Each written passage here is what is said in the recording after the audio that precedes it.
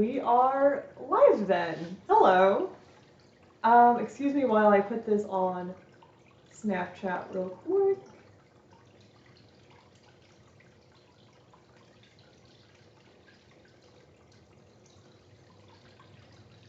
AH lecture part 2.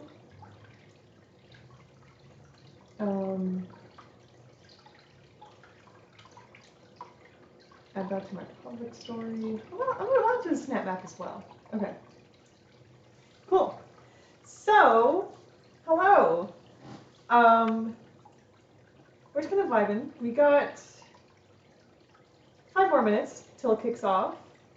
But I am very excited to be back at it. Hello. Let me turn down my sound because I'm going to play this on my phone so I can see the... Oh, how do I see it? I want to see the chat. You're there? Perfect. Okay. So for now, we're just kind of vibing. I'm actually going to update this screen. We're actually going to screen capture... Okay, that's not what I meant. I have you... Okay. Okay. And then, if I... Ha! Okay. Edit. Here. Oh, this is going great. Okay, so I actually figured out how to make the videos play in the actual window. So instead of having to open up a whole nother window to play the videos, this should work. This should work. I am very excited for this. Once again, we are just waiting for Corey to arrive. And we're going to wait for a few more people in the chat to arrive as well. We only have 1 viewer, and that's okay. We're still getting warmed up.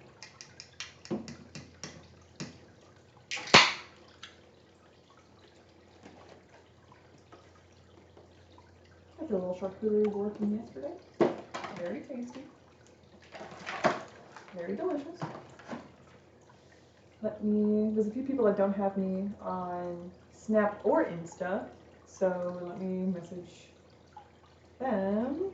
Nicole, stream is up.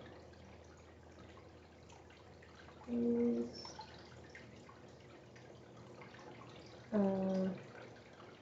Holly.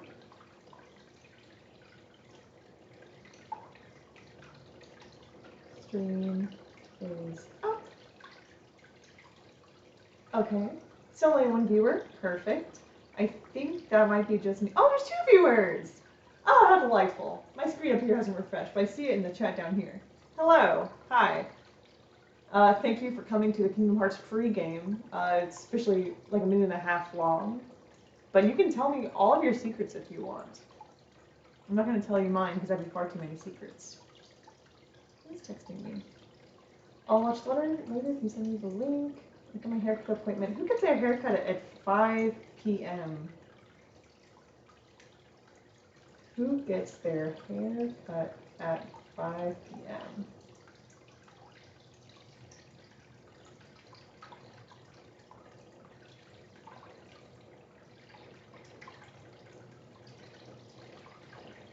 Ridiculous. Okay, so long as we have 1 viewer up there, we have 2 down here.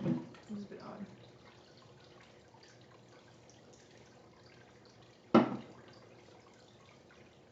I go to a barber, he's amazing.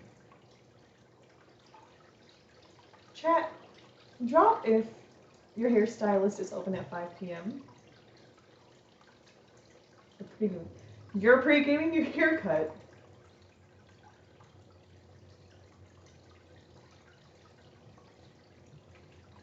Chat, what are we gonna do?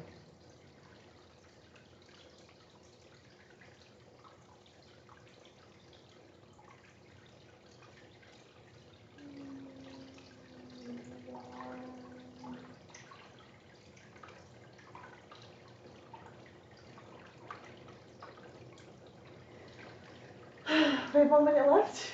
Let's see if Corey makes it on time this time around.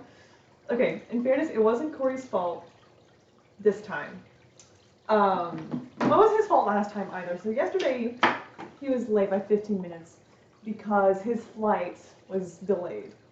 I guess not delayed. It took them a really long time to like get up off the ground. So he didn't get into town until 15 minutes later. And then he came straight here, which is amazing commitment. So instead, he is coming here from our nearby campus because we go to school together. And I guess the light that he was supposed to turn at, there was a woman in front of him that was on her phone. And so she missed the light because she was on her phone. But the thing is, she missed the light twice.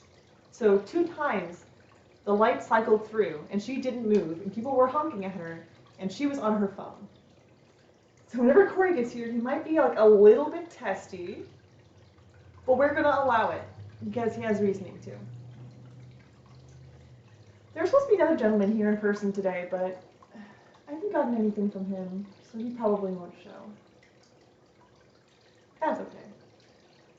As long as you guys can watch it back at home. On a later date, of course. That's fine.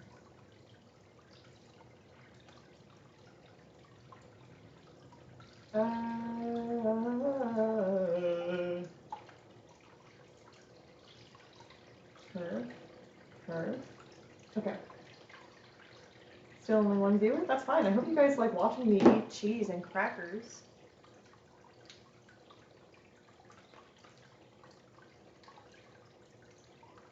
Where's the cheese? So yeah, I guess I can talk a little bit about myself. Let's see. I think it all started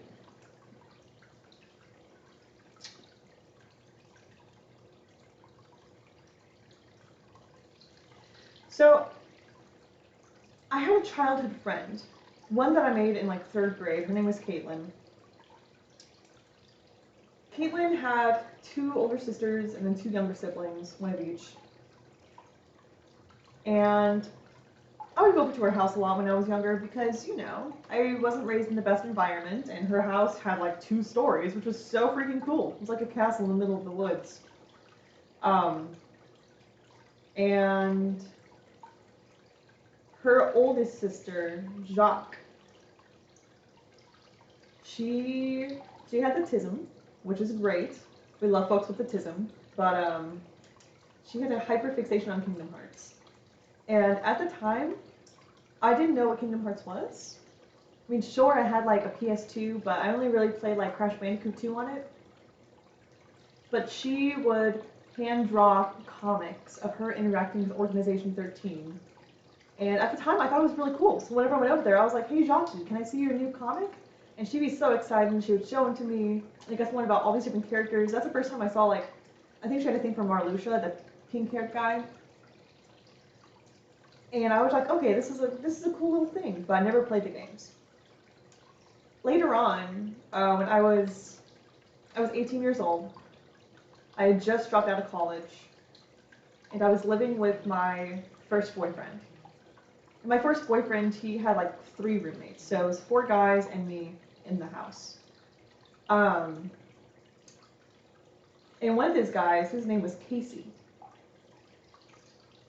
I wish I could find Casey, because Casey would be so proud that I'm doing this. In their common area in their house, there was a big old whiteboard. And I know Casey had a thing for Kingdom Hearts because I saw him have like the Kingdom Key, like a big model of it.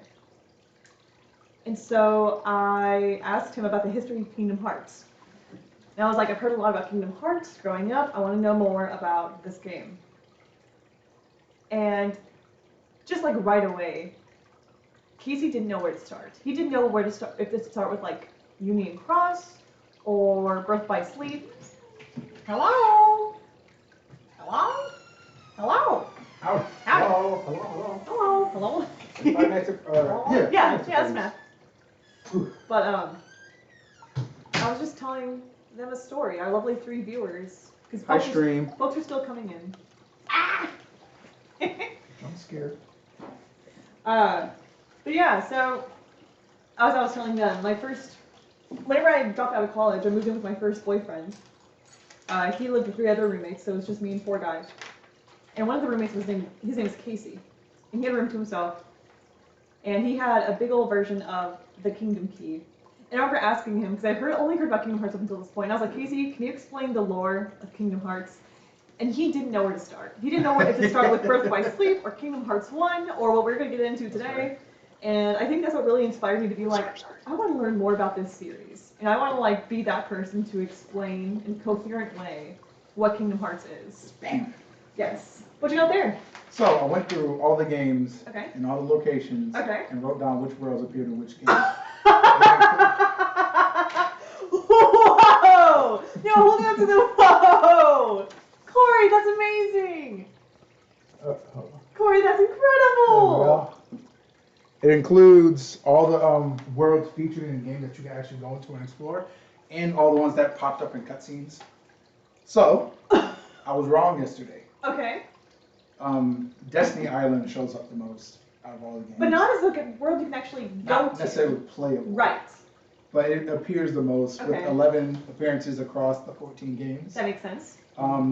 Next up with the most that you can, or the next up is Olympus and the Mystery Tower with And Sid. Sid. Okay. They both show up 10 times across. But I think Olympus shows up as the most visible place. Okay. Yeah, dang it. Mystery Tower shows up a lot in cutscenes. Yeah. Same with Destiny Island. Most playable would be Olympus Coliseum then. Mm-hmm. Okay. And after that, the next runner up, Hell Bastion / Radiant Guard. Mm-hmm. I just count them both the same. No, dude, yeah. That's amazing. I can't believe you made that. Oh man. I Thank started you so last night, I much. started thinking, I was like, I hope I didn't just say the wrong information. No, So I was like, let me no. just double check. We love information slander. All right. So before we get started with finishing up this lecture, I just wanted to run through where our characters are by this point of the series, because I feel like I was thinking about this morning. I think last night I really rushed through Dream Drop Distance. And I really didn't get into like the core of the game and where the characters were. So I just want to review where the characters are by the end of Dream Drop Distance. So I'm going to give you a name, and you kind of tell me like what's going on with them. All right. So Sora.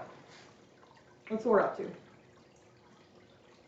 He got snatched by Xehanort Mm-hmm. He gets and snatched his by Goonies. and his Goonies, and once The again, Norden. he lost his powers, as you do. What about Riku? He passed the Marvel Mastery test, Yes. and on the way to meet up with Yen Sid again. Yes. Okay. And I see you're eating, so I totally forgot. I will take that over. If you want to continue eating, I will allow Oh, it. nothing. Um, I just paused. What about Kairi? What has Kairi been up to since we last saw her? Training with Axel, I believe, in Merlin's time portal or time bubble. Hyperbolic time chamber. Yes. Yeah. Just like Dragon Ball Z. Perfect. So those are our main 3 characters and where they are right now. So. Just wanted to make sure they don't still hear. You're good. So as of right now, the 3 of them, Sora, Riku, and Kairi, well, more Sora than Riku because Kairi's still in training. They're trying to find the original 3 Keyblade builders. So they're trying to find Ventus, Aqua, Terra. Right now they're trying to figure out how to get Roxas out of Sora. They're trying to figure out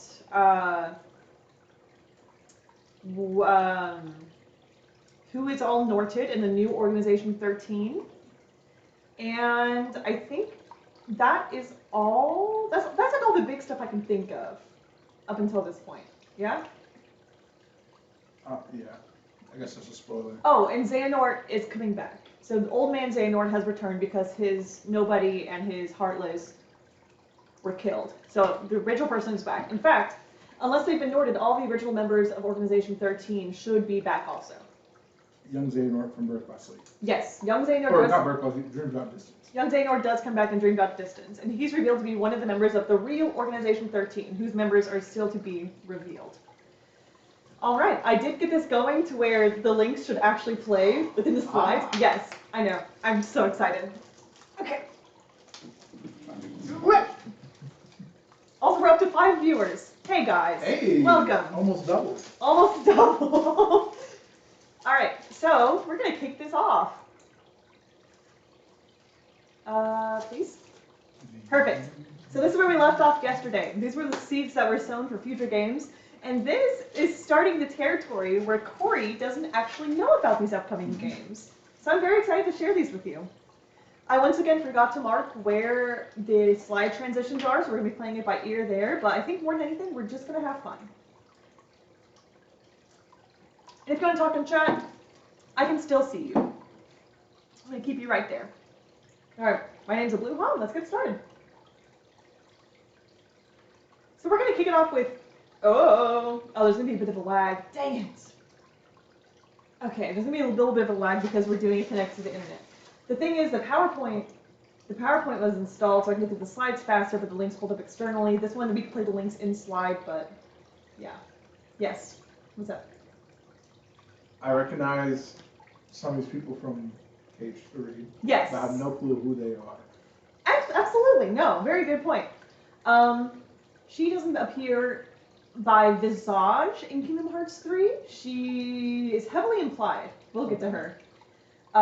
Here's our main boy. He shows up, not the most, well yeah, the most out of the Kingdom Key series. That is our boy, Ephemer. That's our boy Ephemer. We'll get to him. But this is Kingdom Hearts Key. This is the first of the mobile games we will be going over. It released in 2013 for Android and iOS phones. It was later made available on web browsers, and it shut down the online services, I believe, 3 or 4 years ago. The storyline stopped in 2016, but people could still play it online. I actually played this game. I couldn't recover my old character, sadly. Yeah, but I was part of Offset's faction, if that means anything to you. We'll go over Offset. The rapper? Yeah. Not the rapper. Yes, the rapper. All right. So, we have new characters. You're in this game! You! Me! Insert character? You! The player character. So the player character is a new member of one of the unions of the Keyblade Wielders. They also help out party members and Disney characters along the way in their journeys. Also, I have this part blacked out on my script because it's a spoiler, but the character has a very important role. We love the character. Next up is Chirithy. So Chirithy is also blacked out. We will get to why that is. There's so much important stuff in the mobile games. You have no idea. A Chirithy accompanies each Keyblade wielder and helps them collect Lux, find quests, and meet new people. So every person that's a Keyblade wielder has a personal Chirithy. They're besties. The Master of Masters. That's that man right there in the cloak saying, I have a safety plan. So he is the trainer and teacher of the 5, sometimes 6, foretellers. He bestowed upon them a book of prophecies and then mysteriously vanished. Now we start going into the masters. So each of these have their own faction. Bottom left we have their master Ira. He's the unicorn. He's a leader of the, to be specific, the Unicornus Union. He picks, let's see. Oh, the Master of Masters is like a joke character, kind of. Like, he's a serious guy, but he cracks jokes. He's voiced by the same guy that voiced Phoenix Wright in the anime dub. Oh. Also, America, if you've ever seen Natalia. I have not. Good for you. Oh no. It's... God, I wish I hadn't seen Natalia. It's my first anime. Oh no, that's rude. Thank you, Caitlin. Fuck. Alright. Next up is Master Offset. So Ira's kind of like the head of the 5 masters. Offset's like his right-hand man. Offset is the leader of the Ursus Union, or he's a bear. So he's like the walking embodiment of like power and justice. And sometimes he gets a little envious of Ira because he thinks like maybe I should have been the lead guy. But we'll get to him. We have Master Envy. She is the leader of the Anguis Union. She is the snake, I do believe. She's a pretty cool gal. Yeah, these transitions are going to be ugly. Master Gula. He is the Lepardos Union leader. He's reluctant to make friends, but he's seen as like a young wolf kind of person. Master Ava, excuse me. Master Ava is Master Ava is leader of the Vulpus Union. She is tasked with forming a group of dandelions, which we will get to. Yes. Master Lucio? Yeah, so that's Master Lucio. Yeah. He's the sixth foreteller. He's the only one that was not assigned his own union. He is known as the overseer of time, and his task that was granted to him was to pass down his keyblade through the generations so the Book of Prophecies may become true. On his keyblade is the gazing eye, which is how the Master of Masters is able to see into the future. Fun fact. So we get to Ephemer. Ephemer is our bestie. Ephemer is so cute. He's the leader of the Dandelions, which is a group that we will get to, but he works closely with Master Ava. He wants to learn the truth about the Book of Prophecies and just kind of be a good person. Lastly, we have Skuld. Skuld is also a leader of the Dandelions. She's not like the leader per se, but her and Ephemer work hand in hand a lot. And yeah, just same motives, wants to be a good person, wants to learn more about the Book of Prophecies. So these are all the new characters that we're going to be worried about for this mobile game. The worlds! The worlds here are super simple. We love that.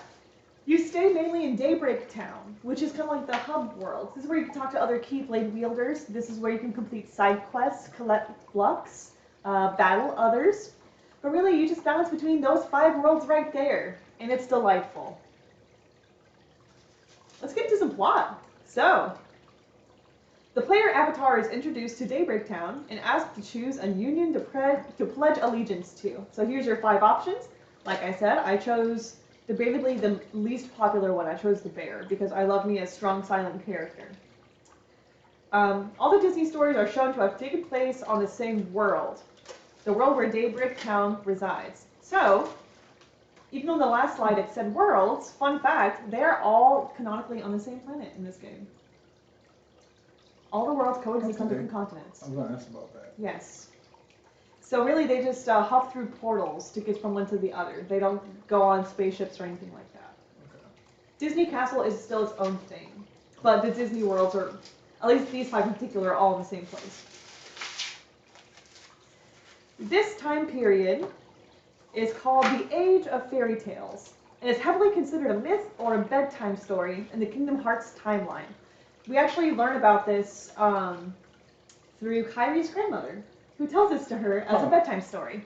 Yes.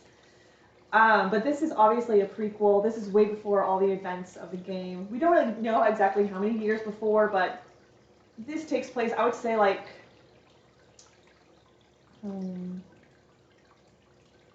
I'd say at least 200 years before Kingdom Hearts. Wait, so I wonder if something happened here and then all the Disney worlds got separated. I wonder.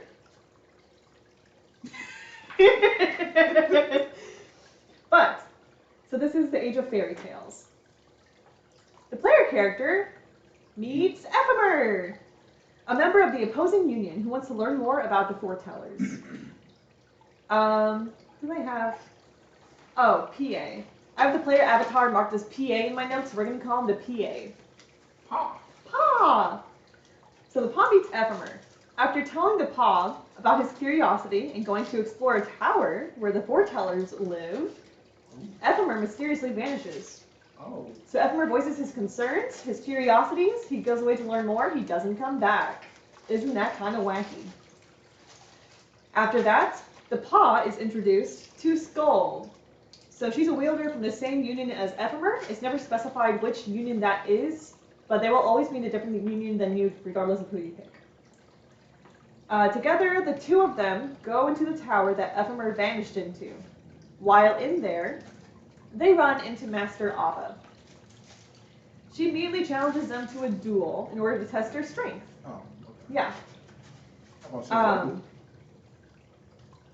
But yeah, so Ava is tasked to form a group of Keyblade wielders that are very strong and strong-willed and will flee to another world. These are the Dandelions. So in the Book of Prophecies, there was a prophecy that a giant Keyblade war would take place and that thousands of Keyblade wielders would die. This is where we get the Keyblade graveyard from Birth by Sleep. So Ava has been tasked to create a group of dandelions. You know what happens if you have a dandelion, you blow on it, and all come. That's what these wielders are going to do. So instead of them dying in battle, they're going to go to foreign worlds and still keep the tradition alive. So we learn that the Keyblade legacy may live on. Ephemer was chosen as the leader for his bravery. So the reason he has gone missing is because he's working behind the scenes to help start the dandelion movement here. So he isn't gone. Well, he is gone, but we know where he is. We know what he's doing. Ava extends the offer to these two young folks. She's like, no, you guys challenged me in order to find your friend. That was really brave of you. You seem like pretty strong wielders. Oh, that seems a little sus. It does seem a little sus. I think overall she is a very good character, but it does seem a little sus. So she offers the two, the Paw and Scold, to join the Dandelions. Scold accepts, but the player character is still a little bit uncertain. So, indecisive. Time passes after this, right? And the loyalty of each union grows stronger, but people from different unions start accusing each other of stealing resources. Oh, In this game, you collect Lux, which is, it's not really a currency. Lux basically means light. So you collect little light particles. For each world you go to, you collect little light particles, and then they can be translated into your power. So the unions are accusing each other of stealing their Lux. To be extended, the union leaders are also growing very suspicious of one another. Each of the union leaders has received a book of prophecies. And in the book of prophecies they each received, it says that there will be a traitor among them. So now they start pointing fingers. The Master of Master loves starting shit. Let's just get that out of the way. literally. He's so chaotic. He's the most chaotic character of the series. Like, there's going to be a war. I'm going to kill the traitors. Yeah, I wonder yeah, what's yeah. going to happen. Don't take it so seriously. Yeah, one of you's gonna die. Yeah. So yes. So the traitor, one of the foretellers has a book that has more information than the others, and that person is the traitor. So now they're pointing fingers and trying to figure out who is who, but none of them want to give up their own books. Yeah. So our player character, Scold, and their Chirithes, are little guys. They ask one of the masters for advice, and the master says that there's a war on the way. It's kind of breaking this news. So in the background, we have Master Ava and Master Luciu. They're locked in a one-on-one battle. Luciu has revealed the nature of the traitor to Ava, and she's struck at him, causing the beginning of the Keyblade War. It's never exactly said what they talked about. We have like this bubble right here, which in case you can't see, it says, that's why, as stated, the battle is unavoidable. But he told her something about the traitor, something about the future. She did not take it well.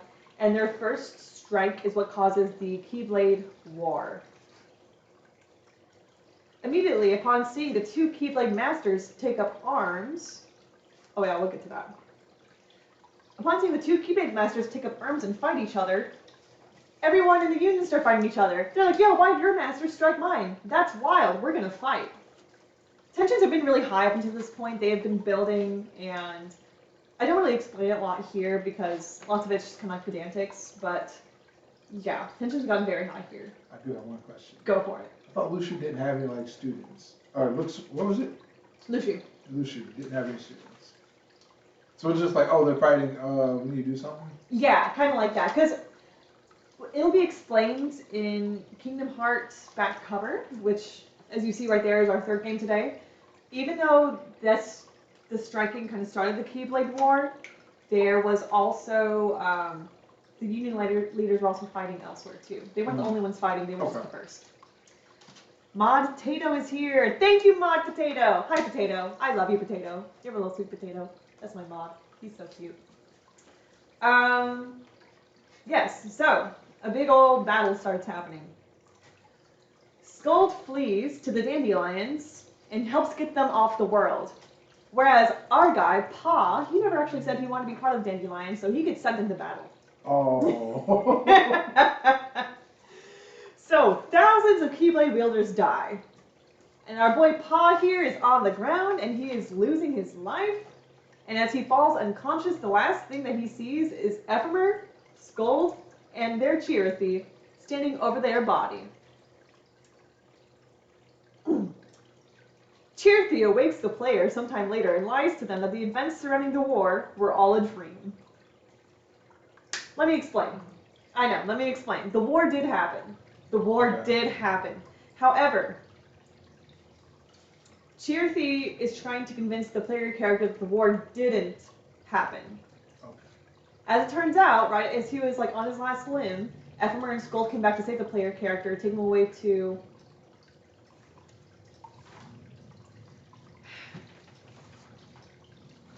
a data world, which we will get to. So the war did happen, but I'm trying to gaslight the player character that the war didn't happen. In fact, they're trying to erase the memory of all the Keyblade wielders besides Scold and Ephemer, so that way they're not like weighed down by their sins of war crimes. And they're trying to convince them that the war was all just a big dream. There's no war in Ba Sing Se. There's no war in Ba Sing Se. Potato says, hi, twins. Hi, Potato. Hello. Yeah, so Chirithy is gaslighting our guy, saying that, yeah, you just woke up one day and thought there was a war, but it's always been the same thing here. He's gaslighting the player character. Also, unbeknownst to them, let me see if I have a slide for this. I do! Unbeknownst to them, Maleficent appears nearby, having traveled back in time after being defeated by Sora and his friends. At which point? After Kingdom Hearts 2. No! No! Excuse me, I misspoke. After Kingdom Hearts 1. She was sent back in time. Okay. Okay, you have questions. I can tell, I can see it in your eyes. I'm just trying to see, well, I know she went back in time. My first thought is, how'd she get back? And then the second thing has to do with Kingdom Hearts 3. Okay, so how'd she get back? If you recall the beginning of Kingdom Hearts 2, which I did not go over because I was going to... There you go. There you go. Okay. And I put a little thing here saying, when does the plot start making sense? That's the neat part. It doesn't. Stop right there.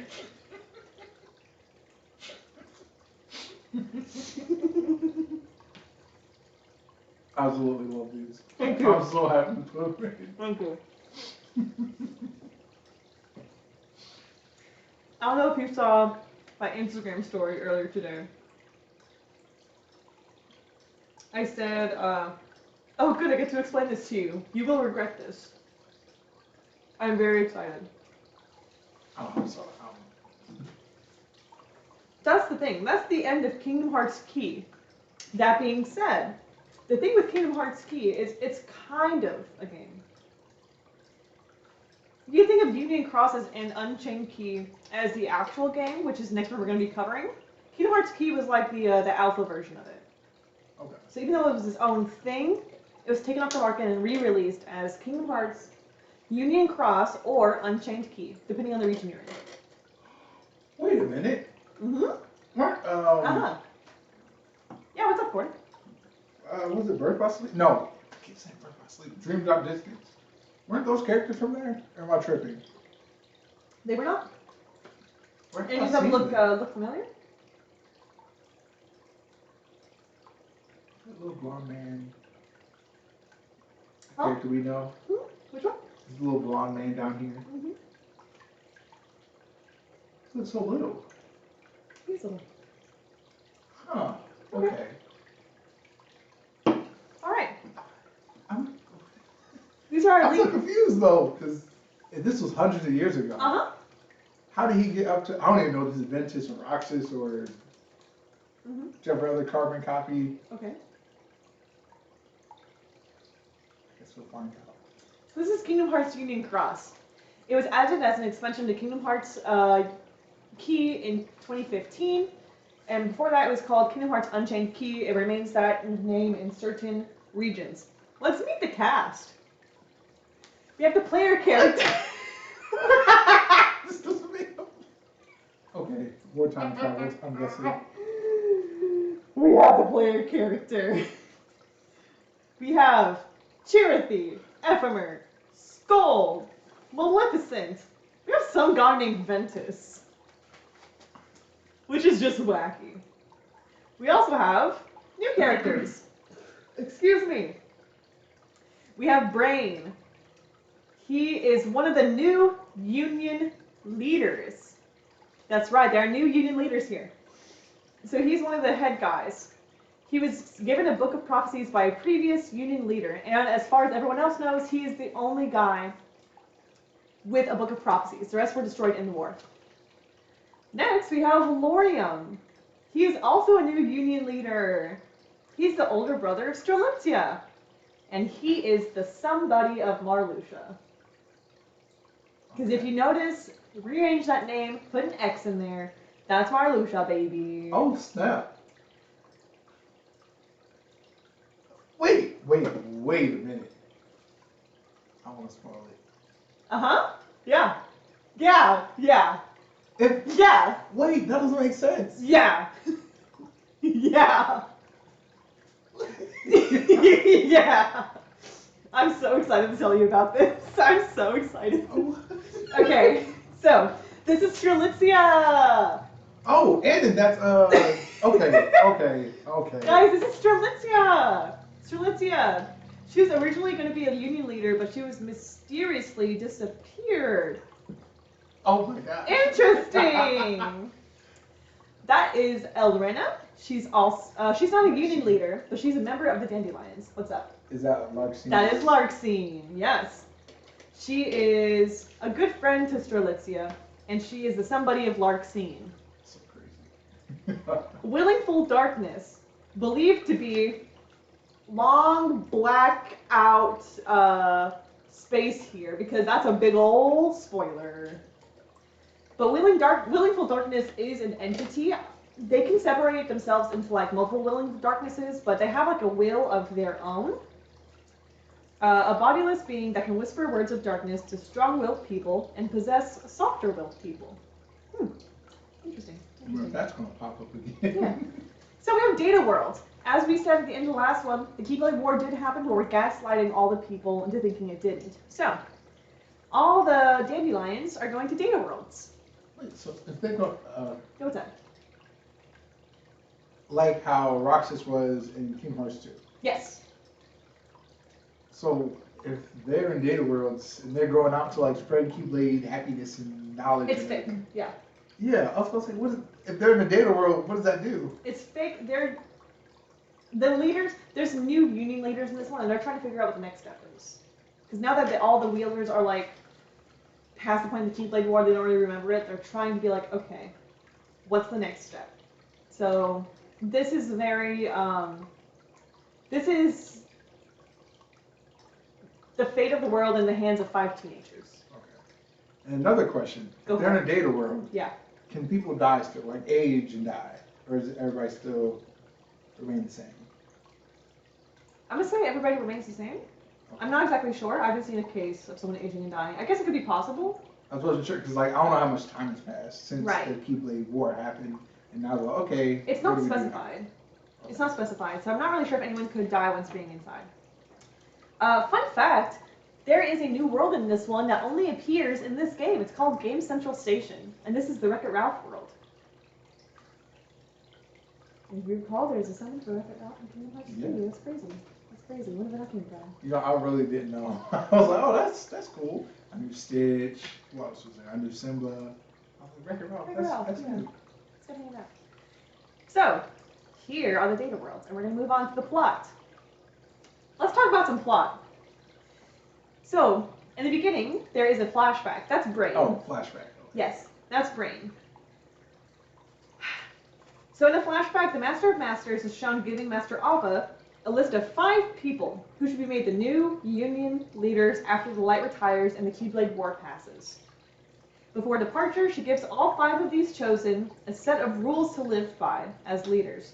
She also gives Brain a copy of the Book of Prophecies. Okay. So, she has a list of names, everyone has their orders, she only gives him the Book of Prophecies. Another flashback is shown of Strelitzia. And she's attempting to contact the player character she's trying to get the player character to join the Dandelions and live through the Keyblade War. So the thing with Strelitzia is that it's shown in a cutscene, but for every world you've gone to help solve these problems before the Keyblade War, Strelitzia was kind of admiring the player character from afar, kind of had a little crush, but was too scared to talk to you. She's a very cute character. She's very sweet, very righteous, and she deserves the best, truly. She's told a player character was last seen in an abandoned house, so she goes to investigate. However, an unknown shrouded figure ambushes and kills Strelitzia before she can make it to the exit. It's like dead? That's what it looks like. Okay.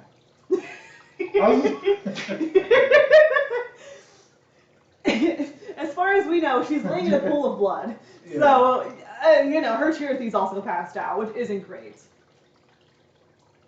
So someone kills Strelitzia. One more flashback plays of the Master of Masters, and he is speaking with Master Luciu.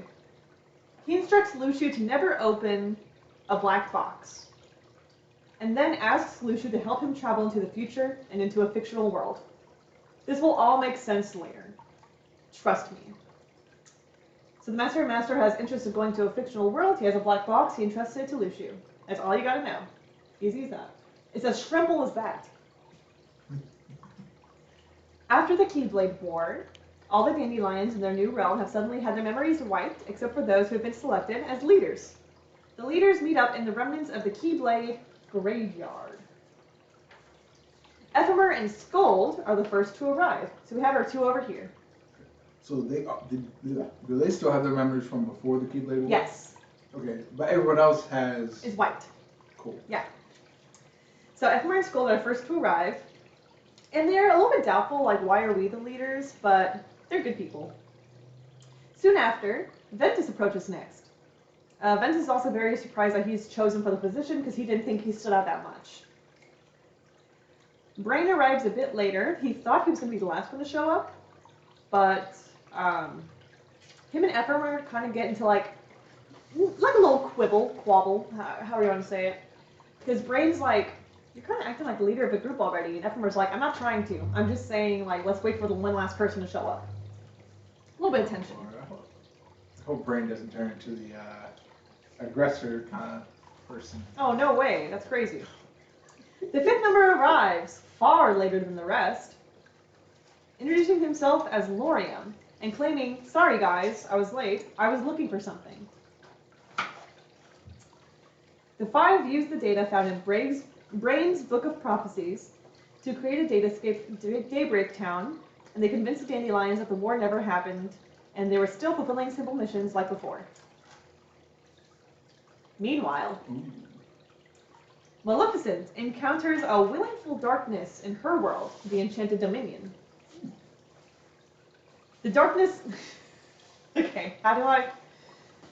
Maleficent learns from the darkness that she was transported into a datascape. So she's just now learning this is not a real world. So the darkness has to be hey, listen, I'm not real. This is actually a data world. You're real. Somehow you're here. Okay. Maleficent is immediately worried about how her future knowledge could interfere with the residents of the simulation. So the darkness instructs her to use a lifeboat pod within the tower in Daybreak Town to return to the real world. For some reason, never explained how it was, we can assume how it was made. There is a contraption inside the tower where the new union leaders meet that allows people to go through time. So there is a way to escape the datascape. You just have to go in one of these pods and be sent to a time. Ideally, you can plan out where you're sent to, but you may be chosen to be sent somewhere random, basically. Quick question. Go for it. You said the machine in KH1 that the part were kept in. Would that happen to have anything to do with this?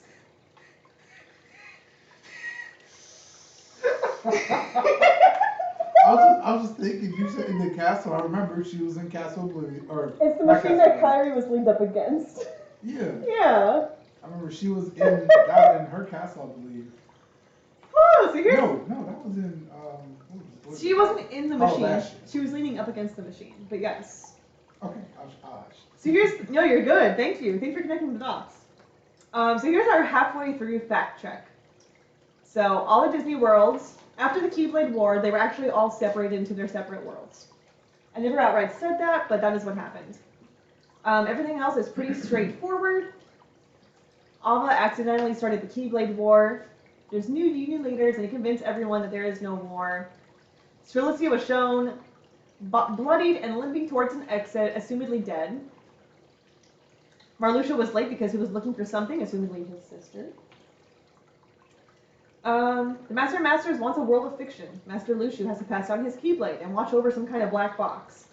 And Daybreak Town Tower has some sort of escape capsule that can be used to return people to the real world from the datascape. Any questions? No, please. No. I was thinking about Get them out of the way, like while we're still early. Cage 30. Mm-hmm. When I played it, because I didn't play any of the mobile games. Right. I didn't know any of this going into it. Okay. So many things, I was like, what the heck is this? Mm-hmm. What is that for? What do they keep talking about? Why does Alexa suddenly know a bunch of stuff? Well, she doesn't really. Mm-hmm. But I'm hoping that we will go through something like, oh my gosh, that's what that was for? Yes. Oh, yeah, go for it.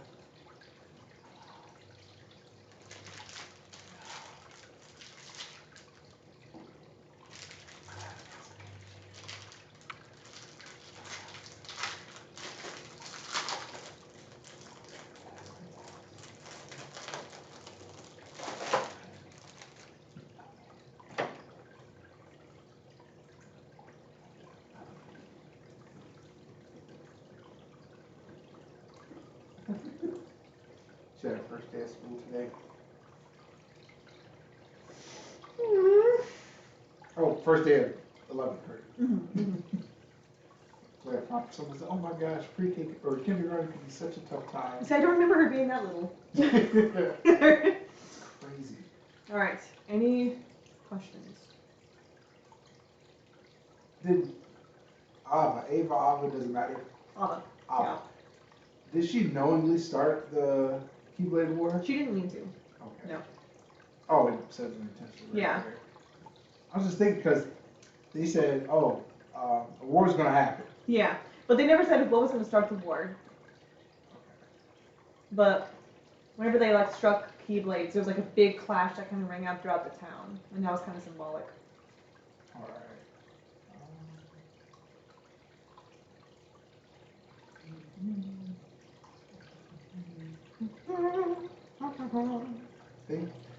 I want to know what he means by a world of fiction in the future. A world. So the Master of Masters. Excuse me. He just says there should be more to the universe that I don't know about, because the Master of Masters knows a lot for unknown reasons about darkness and light and their relationship, and it's kind of like did you ever play Deltarune? The first episode. Okay, so did you ever play Undertale? Yes. There's a hidden thing, a hidden journal entry in Undertale that describes darker yet darker. What if you can go darker than dark, right? So what if in the darkness you can go deeper than that into a whole another dimension, pretty much. It's kind of the same thing here. Because he's going to these different worlds, he's like, well, what if there's something more? What if we dive deeper? What if what is there beyond what we know? He is truly just craving knowledge. At his core, he's a scholar, and he is very chaotic, but he'll do what it takes to figure out what he wants. Okay. It's kind of like studying the string theory, I guess, in our world. Which is a very interesting theory, by the way, if you haven't looked into it. You should check out Dr. Brian Wecht. He does a very good job describing it. He's also very good at the clarinet. Anyways, continuing, if there's nothing else. Yeah, okay. Lorian recruits the help of Elrena to try to find his sister. That Keyblade. Is that the Keyblade from Beast Castle in KH1? I'm not sure. It does kind of look like it, doesn't it? Yeah. And then I again, he does use flowers, so. yeah, so he's just a flower boy. Yeah, I'm not exactly sure. So Elrena and Lorium are trying to find Strelitzia, Lorium's sister. They run across Maleficent in the Daybreak Tower, who's trying to flee from the datascape. And she does end up escaping, but her capsule is damaged during the flight, because while she's in the capsule trying to escape, Lorium strikes it. Oh my gosh, it looks very similar. Really? The Divine Rose. Ooh! I wonder if, like, maybe the keychain. Because if they go to different Disney worlds in this, and they go to Beast Castle is confirmed to be a data world here, so I wonder if maybe that keychain is available for any Keyblade wielder. I might be misquoting where exactly you got it, but it No, that very well could. I wonder. That raises the question then: do you think more than one Keyblade wielder could receive the same keychain for their Keyblade, and therefore they could have all ideally the same Keyblade? Divine Rose. That is so. I mean, that has to be. Do you think if Sora and Riku went to the same world and they would be able to get like the same keychain? I feel like that would make sense. So there has to be more than one keychain. They didn't give out to anyone. So maybe he just went to Beast Castle. I don't know how close. Or KH1, you go to the world, once you seal the keel, Yeah. you get the chain. You get the chain. Can you seal a keel multiple times, or like? You can, because if darkness keeps coming back, you have to keep repairing it. Oh my gosh. That's Okay, crazy. I didn't even think about that. So That's cool. really good. That's really good. Because that was the one. That was my favorite Keyblade. Oh. So I was like, That is so so. familiar. I didn't even think about that. That is really interesting. I might be KH2. But the Divine Rose. The Divine Rose, yeah. I'll have to talk to my cohorts about that. That's very interesting. Okay. Good catch, man. I'm so happy you're here. This is great. Anyways, so Maleficent escapes, but not before Lorium got a hit on her capsule, meaning that her capsule was damaged. So something went wrong with where she landed. Brain investigates the Book of Prophecies because the datascape starts glitching. That's not good. So Strelitzia, if you recall me saying in her introduction, she was one of the original Union leaders, but she was killed. But there were still 5 Union leaders, so someone killed her and took her position. So thinking they betrayed her again? Or is... Brain confronts Ventus in front of the group. And mind you, these episodes released... There was like episodes that released that were like not important to the plot. I would say plot-heavy episodes released maybe like once every month and a half. So you only really got important episodes like a couple of times a year. So whenever this dropped, this was a really big deal. Yes. We were already blown away that Ventus was there. This was just a whole new thing. Brain confronts Ventus in front of the group of leaders and accuses him of killing Strelitzia, which Ventus admits to. Ventus killed her. It's brought to light that the willing darkness that Maleficent is shown talking to possessed Ventus and struck down Strelitzia in his own body.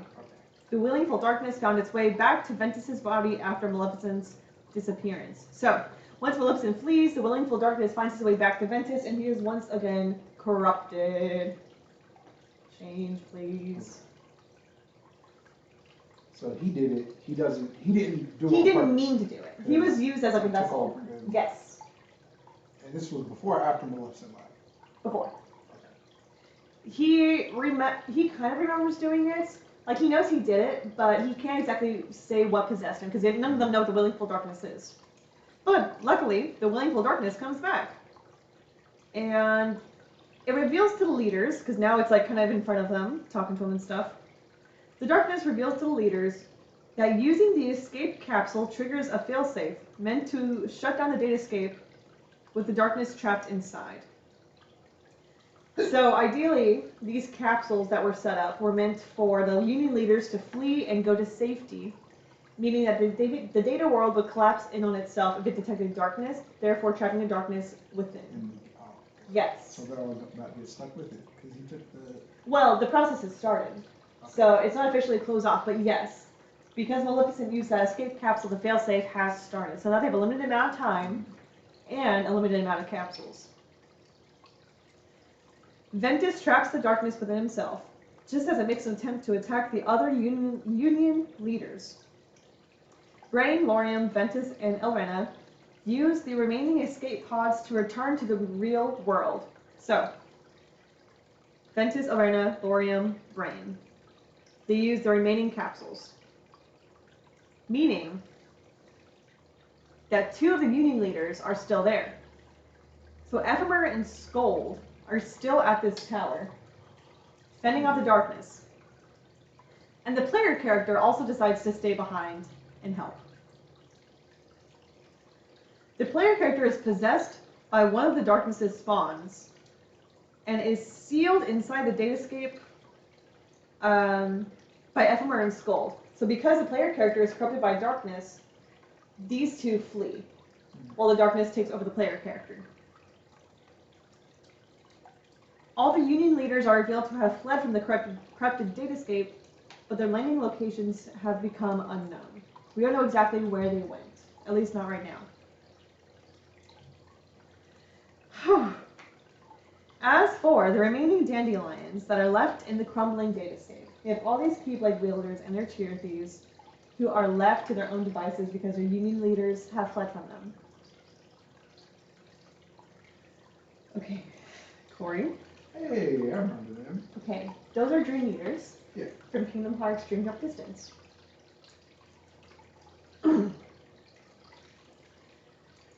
As remaining dandelions are left in the crumbling datascape, they merge with each of their cheer thieves to become the Dream Eaters we see my gosh. in Dream Drop Distance.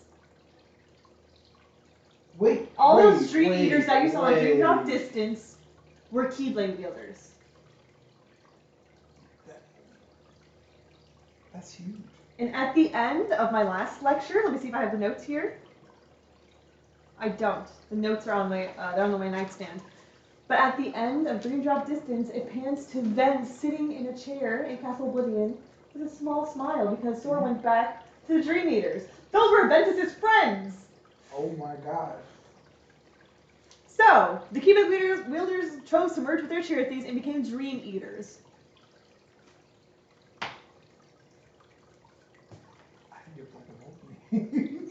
Yeah.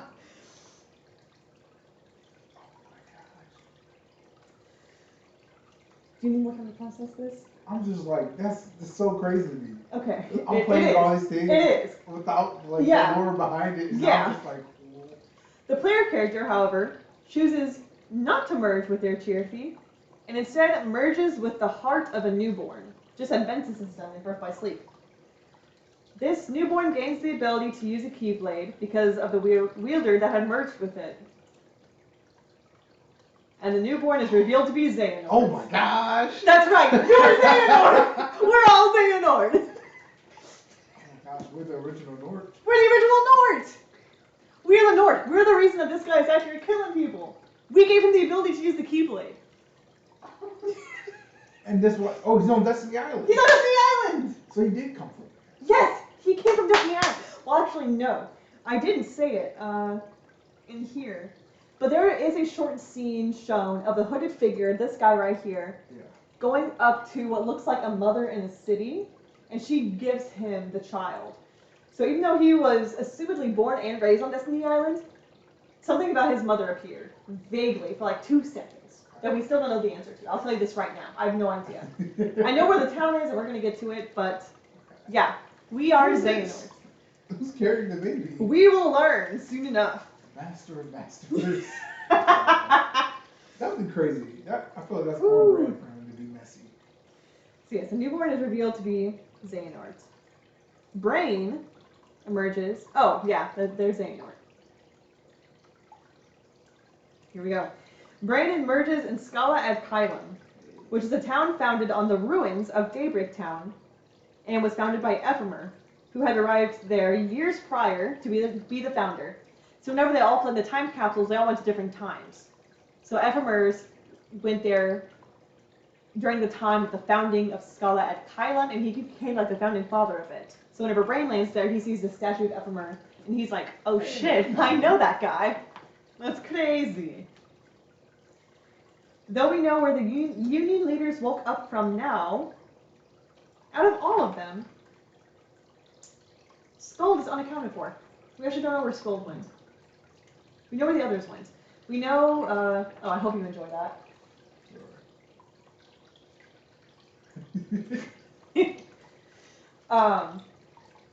We know that Lorium and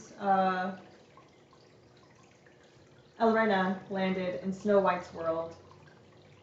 Brain landed in Daybreak Town. Ventus landed in... It was like a location near the Keyblade graveyard where Xehanort found him, where Old Man Xehanort found him. Which is poetic. Because he That's talked, so crazy. because he talked to Xehanort, technically. Oh my gosh. So, here are the seeds sown for future games. What do we know? Where is Scold? Is Strelitzia dead? What's in the black box? What is Scala at Kylum? Why did the Master of Masters want to go to a fictional reality? What's the deal with these escape capsules? Questions. Yeah, I just gave you cover it. I just gave you so much info. And I thank you for taking it so well. Still stuck with the Dream Eaters, to Mhm. be honest. I can pull up the video if you'd like, so you can see the merging process. Yeah, that would be great. Yeah. Oh my gosh. Why did Brain get the book? Is he like? He was just chosen by Master Ava. But I feel like there were better options. Um, Oh, but if it's by Master Ava, maybe she knew. maybe she knew something that like the others didn't. All right, team. I We're do gonna. wonder if the rest actually got destroyed. The books of prophecy, or they're They like, might have been destroyed in the battle. I mean, one of them might have persisted through. I'm not sure actually. he said the traitor had more in there, so I hope that Yes. one would remain. You would hope so. It's never clarified if that was the one that was given to Brain. But then that would mean Ava is the traitor, or the. I don't know if Ava was the traitor. I think it was speculated that one of the minor ones, like Gula or Ira, were the traitor.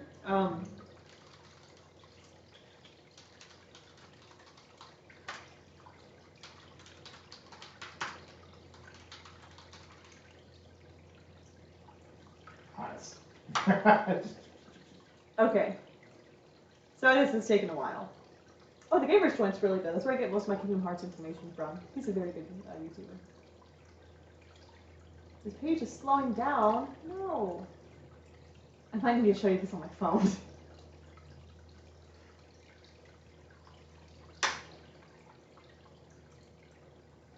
Oh, there's a picture of Kirby. Kirby's so cute. 3 meters long. Oh my gosh!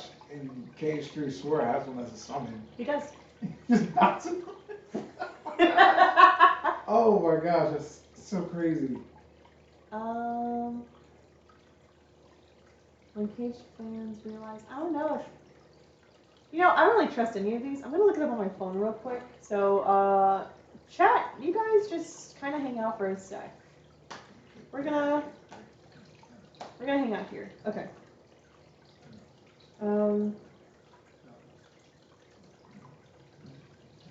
KH green cross green.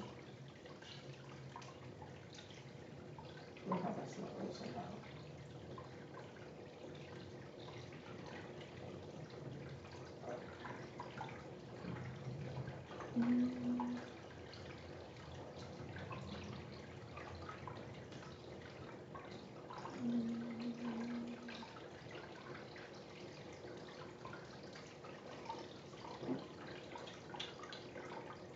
Did no one click this?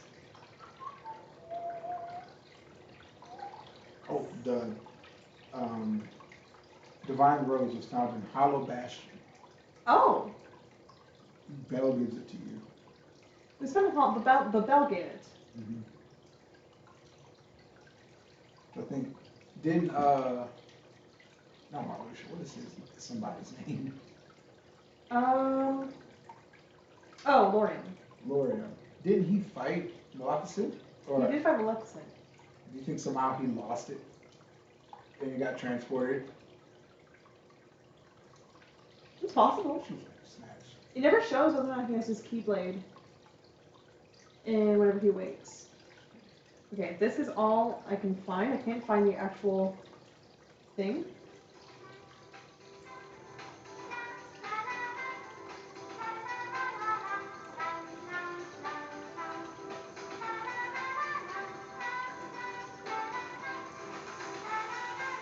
Yeah.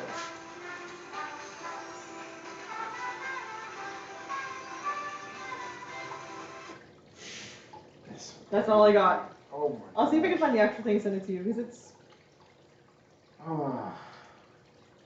yeah. Anyways, so, that is that on that. One more thing, in this little saga of the prequels. Oh wait, let me switch back over to gaming. The word gaming. I wonder why they could join with them. I know they were trapped in the world. Well, it was either get reincarnated or become a dream eater. Oh. Give it a sec. Let her cook. Let her cook. The stream's freezing. That's okay. Let her cook. So Yen Sid still has access to that world, or to that datascape. Because isn't that where Riku and Sora took their Marker Master? Or did somehow the Riku juniors... and Sora took their marker mastery in the sleeping realms. Sleep. Yes, not the datascape. Different things. Different. Come on, Corey. Come on. Come on. I got you, baby. Okay. The stream is it's freezing on my end, so I'm gonna try closing it and reopening it, see if it helps. Hi. Ah! Oh God. Okay, we got it. I hate listening to myself. Sorry. Jumps. God! Stop! Jump scare. Allie Mikowski jump scare for everyone at home. Okay. Let's move on. 2. Kingdom Hearts Key Back Cover. Released in 2017 for the PlayStation 4. Oh. And this is not a game. Oh. We got a little freebie here. This is a series of cutscenes. And they explain the story of Kingdom Hearts Union Cross from the leader's perspective. That is so Kingdom Hearts. That is so Kingdom Hearts. The only world... Oh, wait, first. Sorry, characters. Characters. We've already met them. We have the Master of Masters. We have Master Ira, Master Alsed, Master Envy, Master Gula, Master Ava. We also have an appearance from Master Lucio and our special little boy, Ephemer. Yeah, they show up. They're having a good time. So, let me be clear. This is a collection of HD cutscenes taking place around the time of Kingdom Hearts Key / Kingdom Hearts Union Cross. It's formatted into an hour-long movie. Yeah, so it's very easily consumable. You just kind of sit back and watch it all unfold. It's very interesting how during this period of like in between mainline games and during the mobile games, Nomura really made it a point to kind of give the Keyblade some new lore, you know, to really build up the background. So, the Master of Masters, guy in the black cloak, creates 5 copies of his Book of Prophecies and gives them to his 5 Union Leader apprentices. The Master explains how he can see the future because the Keyblade he bequeaths to Lucio. And the eye on that Keyblade that he gives to Lucio is his own eye. Or so he says. He's a kind of a jokey guy, so we don't know how true that is.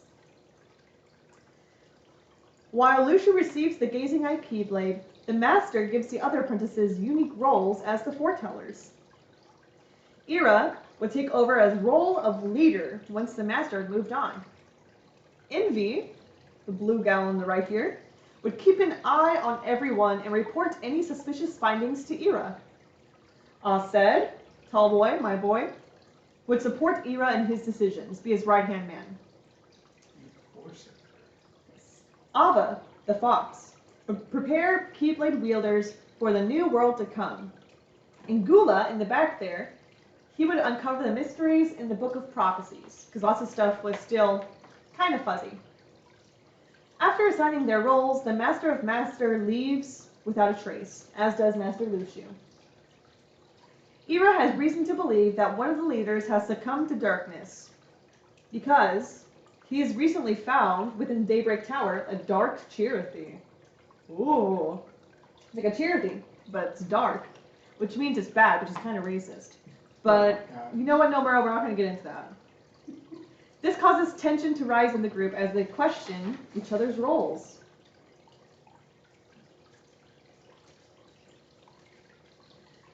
Ira pulls Envy aside, the one who's supposed to be reporting suspicious activity. Oddly enough, her animal's the snake, which I think is very fitting. Fair. And Ira talks about how there was no betrayal described in the Book of Prophecies, in their books of prophecies. Therefore, someone must have a book detailing these events that the others don't. So because no betrayal was ever mentioned in the Book of Prophecies, Ira doesn't have it, assumedly Envy doesn't have it, it means that someone else has to have the true Book of Prophecies that has all of the complete information. The leaders continue to ponder who the traitor is behind each other's backs, and scheme to draw them out somehow. Ava runs into Ephemera at the town center, where they have a pleasant conversation, and he tries to cheer her up. Oh, he's such a sweet guy. As he leaves, she sees a breeze of wind carry dandelions far, far away. And she says here, "I'll be glad to leave the future to the kids who see the world in the way you do," talking to Ephemera, of course. A year passes since the Master's disappearance, and tensions are tighter still among the foretellers. Aset, Envy, and Ava engage in a fight against one another in the streets. Gula is shown to be nearby, observing them, and Gula is holding the lost page of the traitor. Gula was the traitor all along. Oh. Ah, Gula! The Keyblade Warrior takes place soon after Ava confronts Lucio about the traitor and makes an attack on him. So once she attacks him, the other Uni leaders take this as a sign and start attacking each other. Oh. Yes. Is that what you were going to ask? Ah, I see. The Keyblade War takes place. The events play on as they do in Kingdom Hearts Key. We're not going to rehash that. Much later, Lucio is seen wandering through the now barren Keyblade graveyard with his Keyblade and a mysterious black box. Stopping to look at his Keyblade, Lucio repeats the Master's old saying, "May my heart be my guiding key." And that's it. That's it for this one.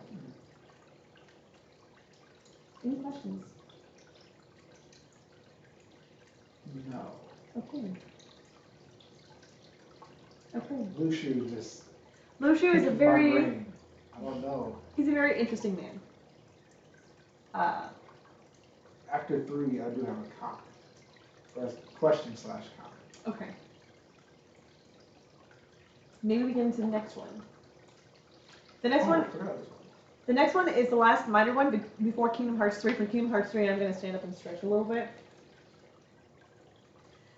This is Kingdom Hearts 0.2 Birth by Sleep, a Fragmentary Passage. Released in 2017 for the PlayStation 4. Originally meant as a demo, not meant to be a full game, but you know Nomura, he just shoves lore wherever he can. And here's our girl, Aqua. I didn't do it in Aqua. This is our first time seeing the new character models and stuff too on the new system, which is nice. Have you played this? I've not, but I've watched little clips. I see. Yeah, this is our first time in Unreal Engine 4, which is what they ended up using for Kingdom Hearts 3. Very good stuff. Let's meet the characters. There's only 4 of them. Isn't that great? So we have Aqua, we have Mickey, we have Yensid, and we have Riku.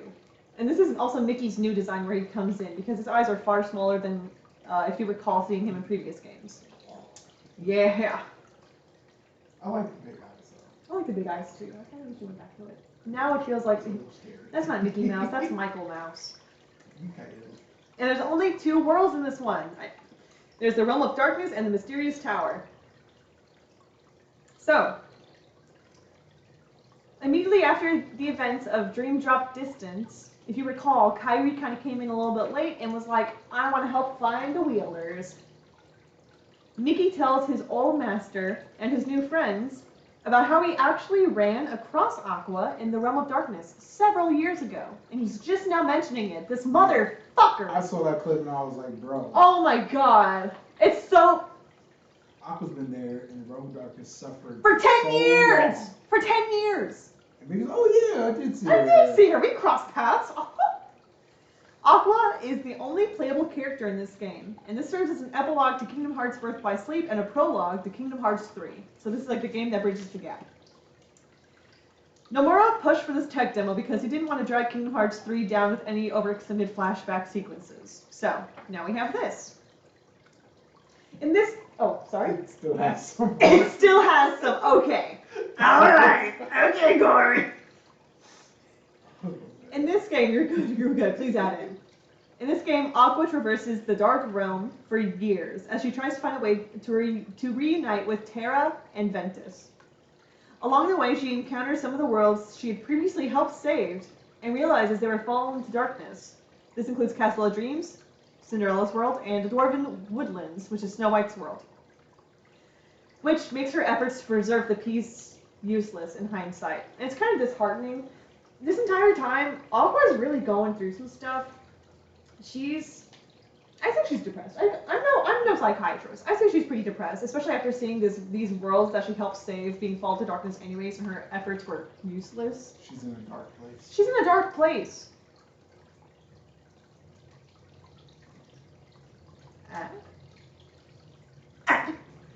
Alright. Aqua is constantly caught in matches with Heartless, and her willpower slowly slips away as she is plagued by silent visions of her lost friends.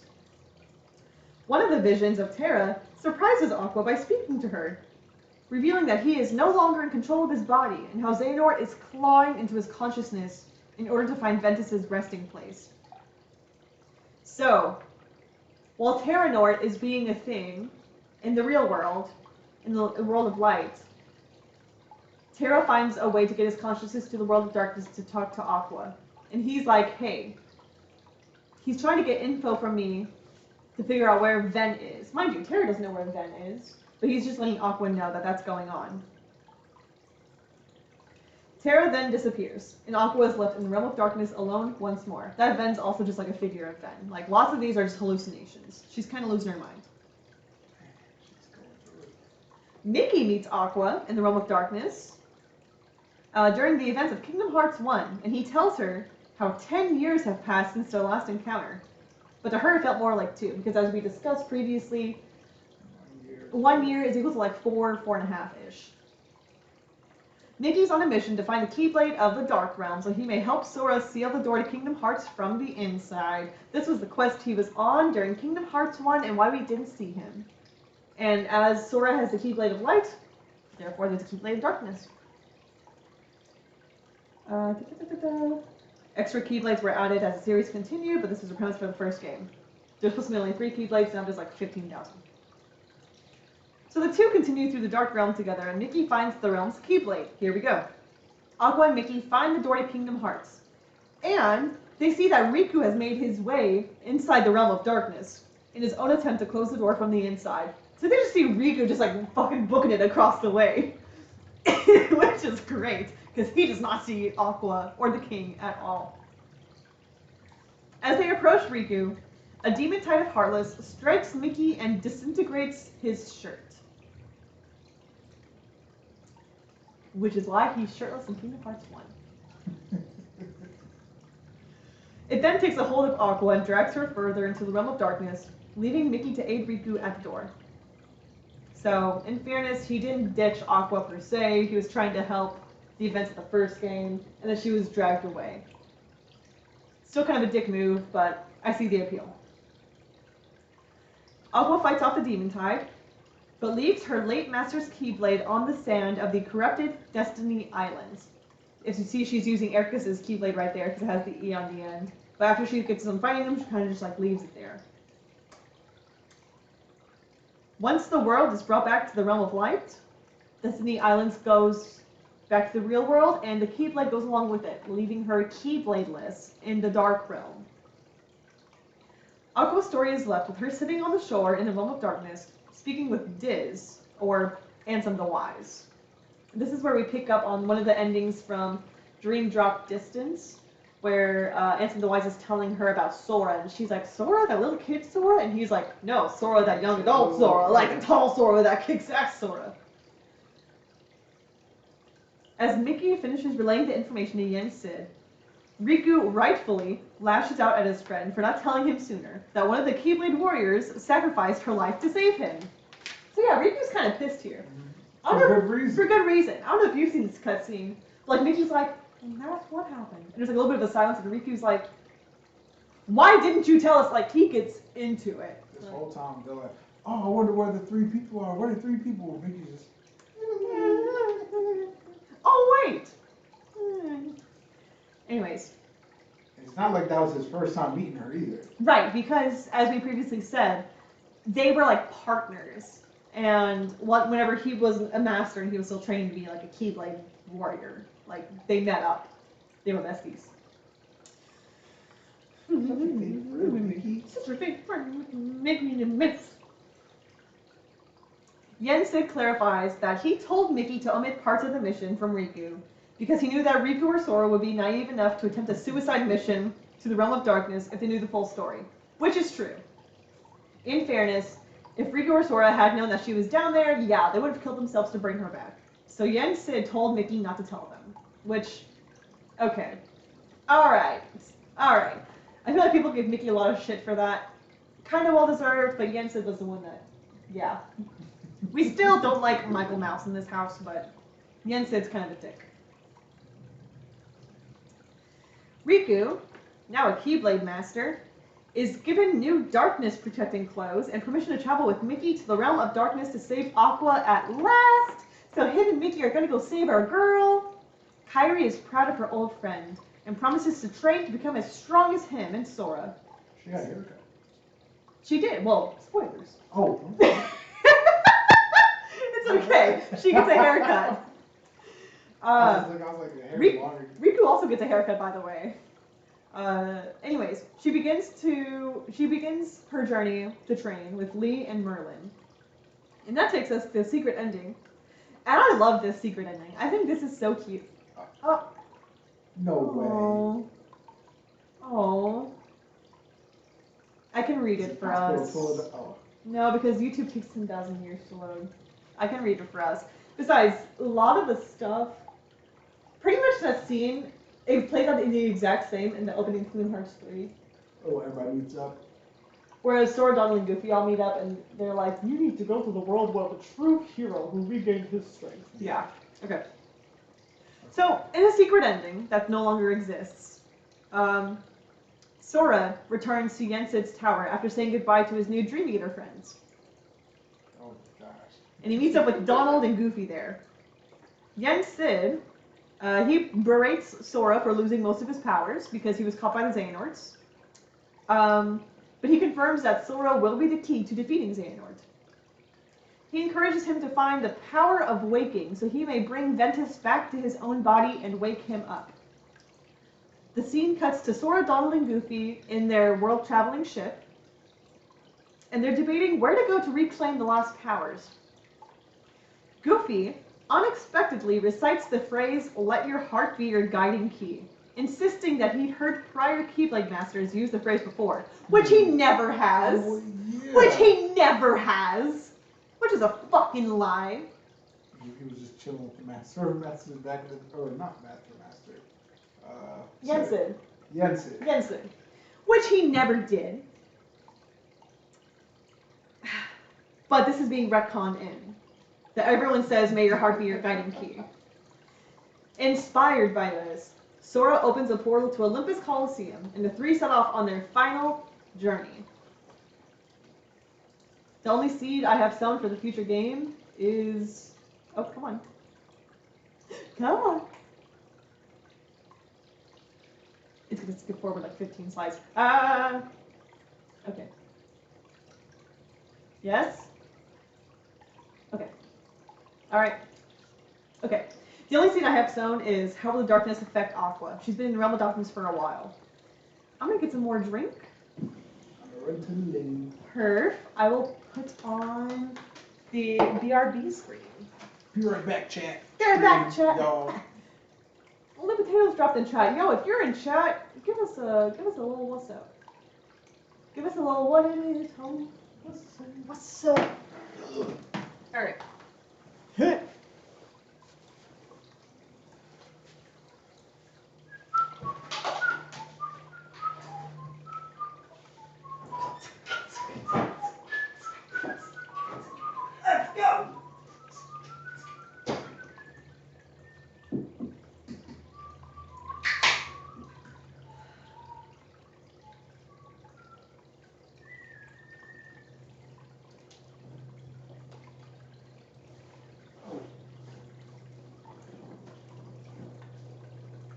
Yes?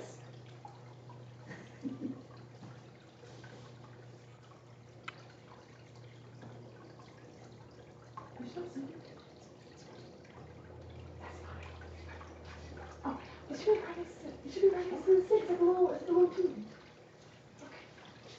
Hello, chat. Maybe I'm just blind. Hello. Do you want me to go in there? No, you don't have to. Do you see it? No. Oh my gosh. All right, hang on. Am I like crazy? I don't know. Oh, it's so small. Oh my. I was like, I realized it got so small. it's like similar colors. Just use the rest of it, Corey. I'll be right back. Okay.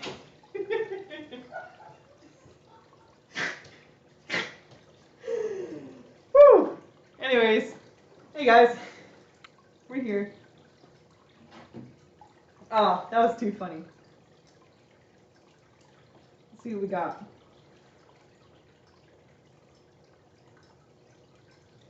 Oh, perf. Caleb, I hope you're still watching. He's such a good guy.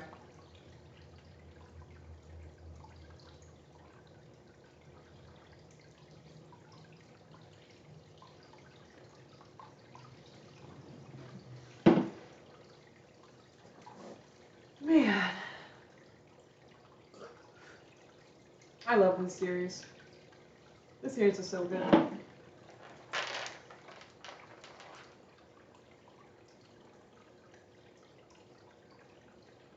Is it good so far? Question mark.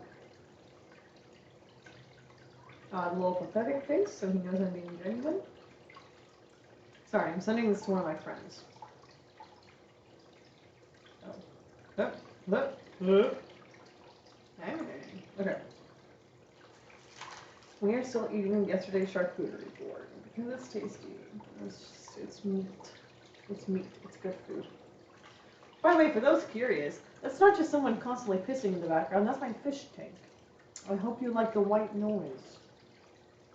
You could say that anything I say could be considered white noise if you want to go that route. But that's... Hello. Hi, twins. Hey, y'all. But it worked fine.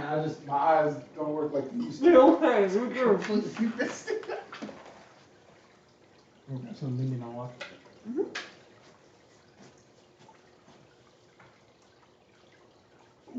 Any favorite TV shows of the moment? I've caught up. Sorry, real quick. One of my friends sent me a message on Instagram. He says, it's been in the background a lot, the lecture, but every now and again I hear you yell Xehanort.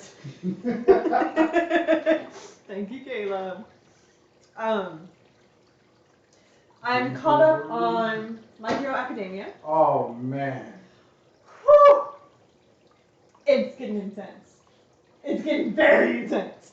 I just finished reading it. I've seen some of the spoilers, man.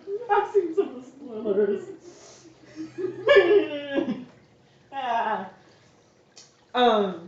I'm currently catching up on Mob Psycho. I'm on season 3 right now. Very good.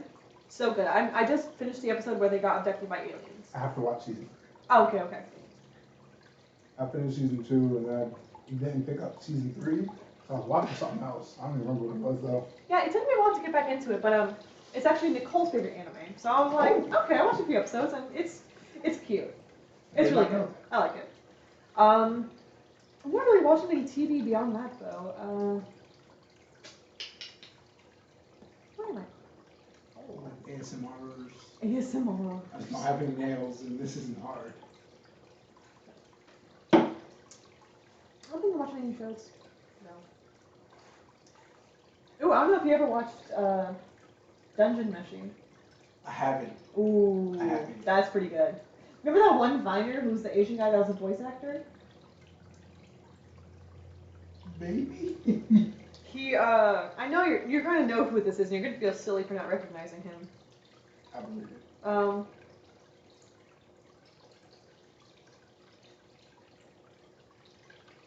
Timothy DeLaGhetto.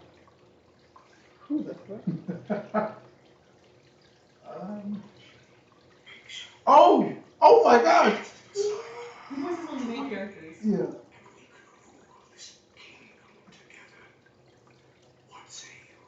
Oh no, I peed my pants because I played computer games too much.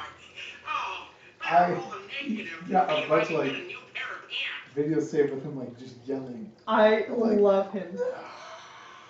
Oh, it's Pro amazing. ZD. He voices the character Senshi in Dungeon Meshi, who's like the main dwarf that cooks everything. It's very good. It's very good. Heck yeah. Anyhoozle. So, how are you feeling? You feeling ready for the big baloney? Oh my gosh. You have 45 followers. You're famous. I wouldn't say I'm famous per Oh se. my gosh. I wouldn't say. Where do you see that at? Back under BRB. Has your followers. Oh, yeah. I mean, lots of those were garnered from back when I streamed more consistently, because I used to stream like Rust and stuff. With Potato, actually, that's where I met him. I met him 4 years ago on Rust. But yeah, I don't know. I feel like if I wanted to commit to streaming, I probably could be pretty popular, but I'd rather waste my talents in being a musician. I happen to have a nice streamer voice though, which is good. Wow. Okay. All the trios. Get back. Get back. Get. Brr. Get back.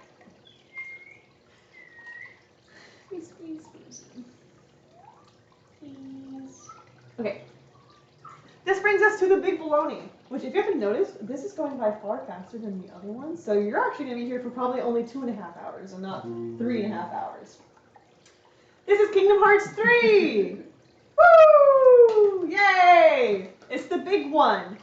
I believe the time between Kingdom Hearts 2 and Kingdom Hearts 3, I want to say, 14 years. yeah, 13 or 14 years.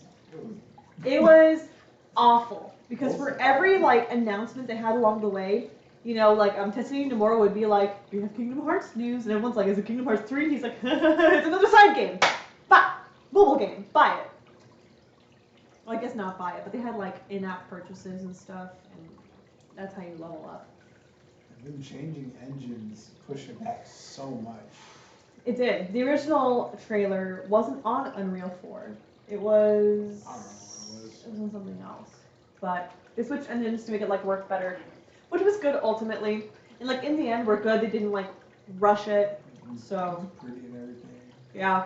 Big And fan of new mechanics. the base game was a little bit mid, if I'm being honest.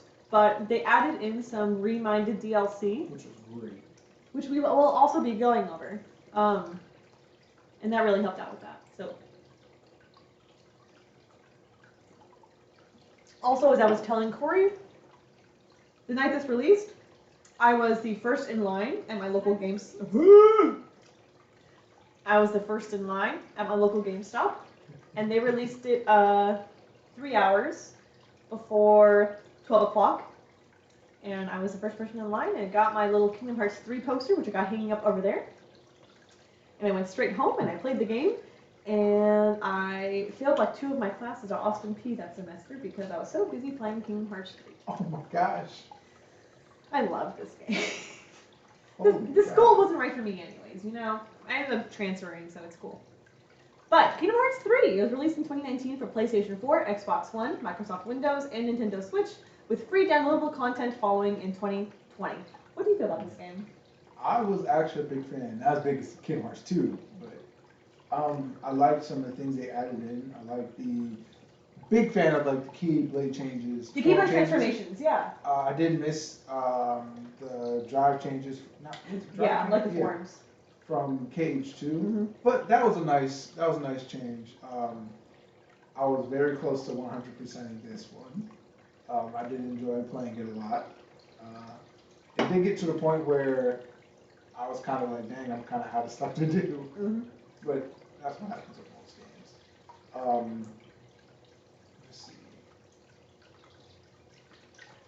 The worlds, the first few worlds, I was kind of like, or we just kind of world hopping. Yeah. Oh, saw this issue. Doesn't really relate too much. Yeah. I mean, they have like little things like, oh, this is what this is for, but I'm like, we're just playing the movie. Yeah, that's a really big problem with Kingdom Hearts 3.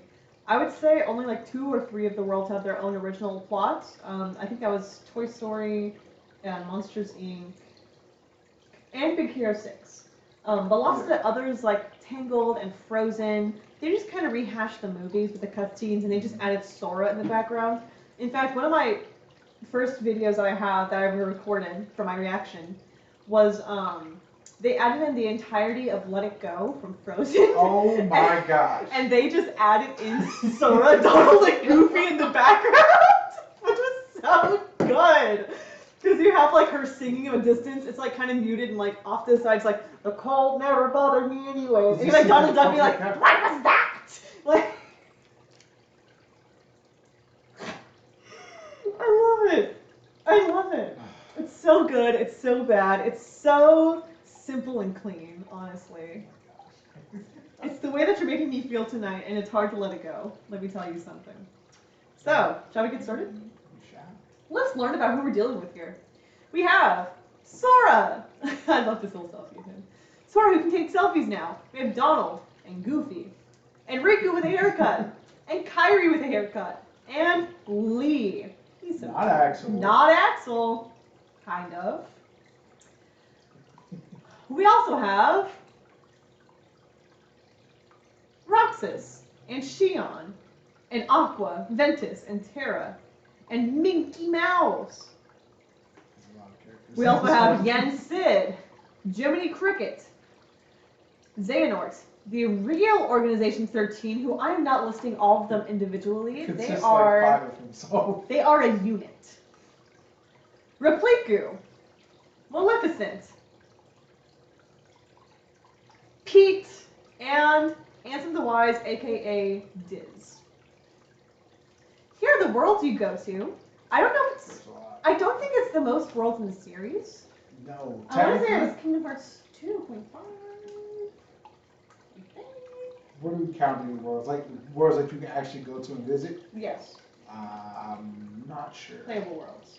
I'm not sure. Playable worlds. That's a good. I know Melody of Memory has the most references. Oh, I didn't even think about Melody of Memory. Oh man, excuse me. But I don't know how much that counts because of the kind of game it is. I didn't think about that. That's a I think they check off most of the worlds across the games.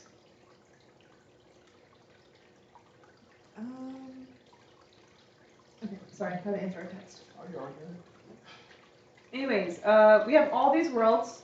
We have some new ones. We have San Francisco from Big Hero 6. We have Arendelle. We have the Kingdom of Corona, poorly timed. Sir? Sir? I wish to state my case as you were, sir.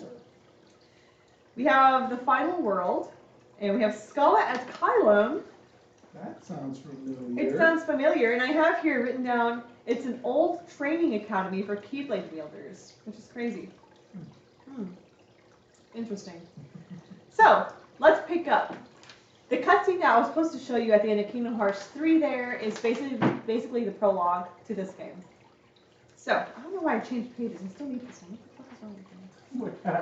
What? Leading off from the events of the last game, Sora, Donald, and Goofy begin their adventure by searching for the power of waking so that Sora may wake up Ventus's heart and restore it to his body.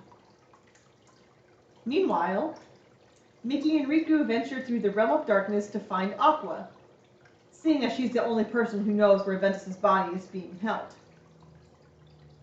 Meanwhile, Kairi and Lee train in Merlin's hyperbolic time chamber to become Keyblade wielders so that they may help their friends alongside in battle. So all this is happening concurrently, right? Sora, Donald, and Goofy are traveling to different worlds. Riku and Mickey are trying to find Aqua. They're training up to become as strong as the others, and they're taking as much time as they need. Some of the old Organization 13 members are shown coming back to life, and some of them are actually coming back on the side of Sora because they realize their mistakes and they want to atone for their sins, which they actually say in game, implying there's a Jesus Christ.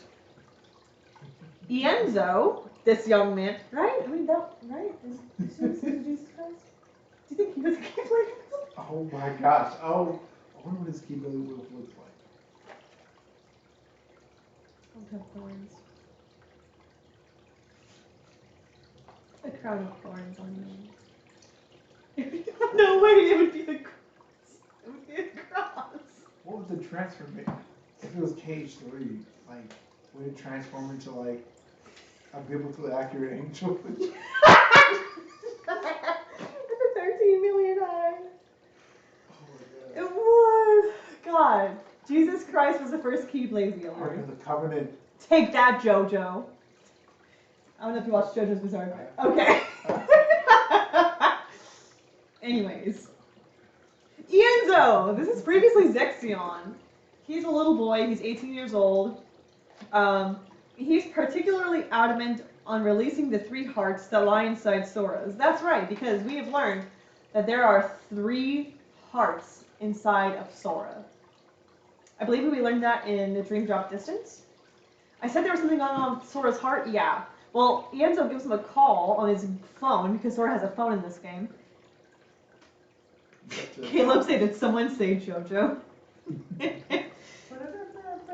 I forgot, this man's obsessed with JoJo. Yeah, so, how do you feel about Jesus Christ, the first JoJo, being a Keyblade wielder? Because he was. That's why Judas turned him in, because he was jealous. What was his stand called? What was his? Oh, ooh, what's Jesus' stand?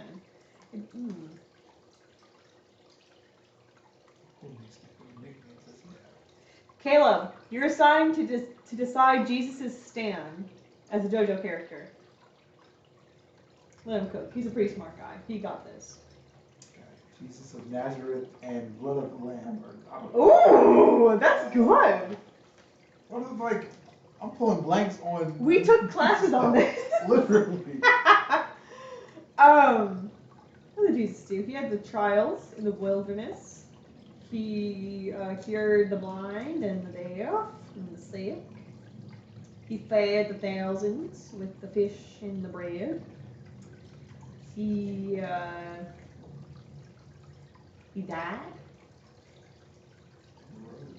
and rose.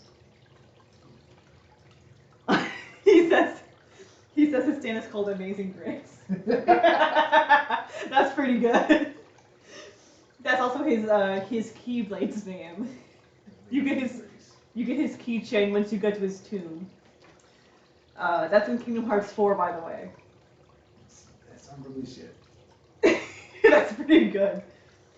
Upgraded, call it the Revelation. Ooh! Oh. Ooh, that's really good. That's nice. I like that. Caleb, you're a genius. Thank you so much. Okay. So, yes, Ienzo is a Christian and wants to atone for his sins. So he wants to release the 3 hearts that lie inside of Sora's. It's like Kingdom Hearts Bridge. Wait, is that by that one guy who's like, oh my gosh. Oh, there's like a Ventus thing where he's like, okay, I believe you. Is that, I love that guy. Okay, this is Evan. This is a funny name. Well, Evan? That's the most normal last name. I know, but compared to the series, everybody has like. You have Zexion, Lexius, and Steve. So that just really big. This is Evan. Well, technically, he's still calling himself Vexen. So, It looks like less of a creep in this one. yes, high definition will do that to you. If you notice, if you've seen The Incredibles and The Incredibles 2, and they compared like the guy that Violet's interested in, like high definition can change a man. Yeah, look it up. Tony! Yeah, in the first game he looks kind of like the guy who you see underneath the bleachers and like offering you like a blunt. But like in the second one, he's a A, B honor roll student, not just A honor roll student, B because he's trying to. Oh my god! Yeah, you understand? You get me. Oh my god! Dude, it's HD. It can save a man. You know, if you're ever worried about your looks, give yourself a few years and a new engine. What do you need a metaphor for getting a new car and getting bitches? But this is Vexen.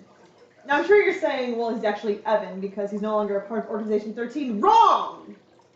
So wrong. He went back. He went back. He was resurrected and he was Norted. Do you see his yellow eyes? That means a Xehanort put a little bit of Nort in him.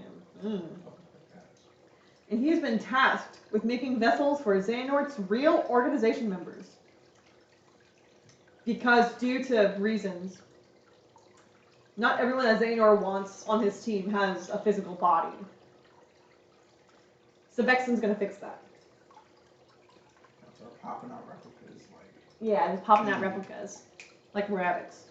Producing replicas.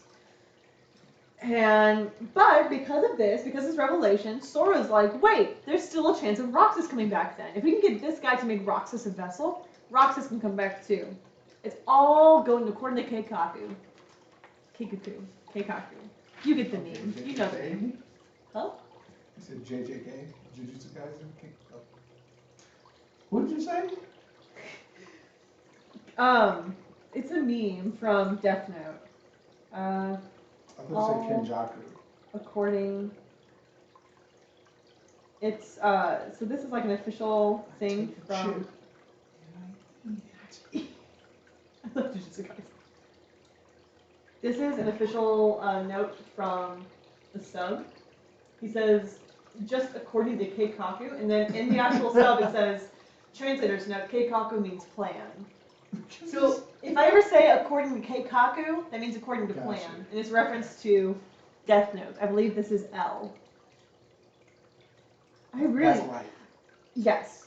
I really need to watch Death Note. I really need to. I've been told it's so like convoluted and like it's a battle of wits in like the stupidest way possible. It's pretty entertaining. It's on my list. It's on my list. Anyway, so Vexen can create vessels. But luckily, he was not totally on board with Xehanort's beliefs. He was only Norted for his scientific abilities and not for his fighting skills. So he actually isn't qualified as one of the real Organization 13 members. He's kind of like a backup. He's a bench warmer, if you will. And you know who else is a bench warmer? Demyx! They bring back Dance Water Dance. This young man right here. And they both agree not to serve under Xehanort if given the chance. It's very funny. This conversation in particular, Demyx is like, he doesn't care about us.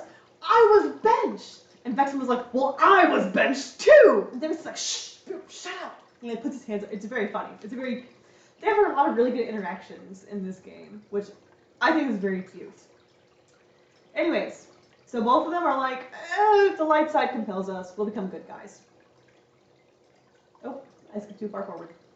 No, I didn't.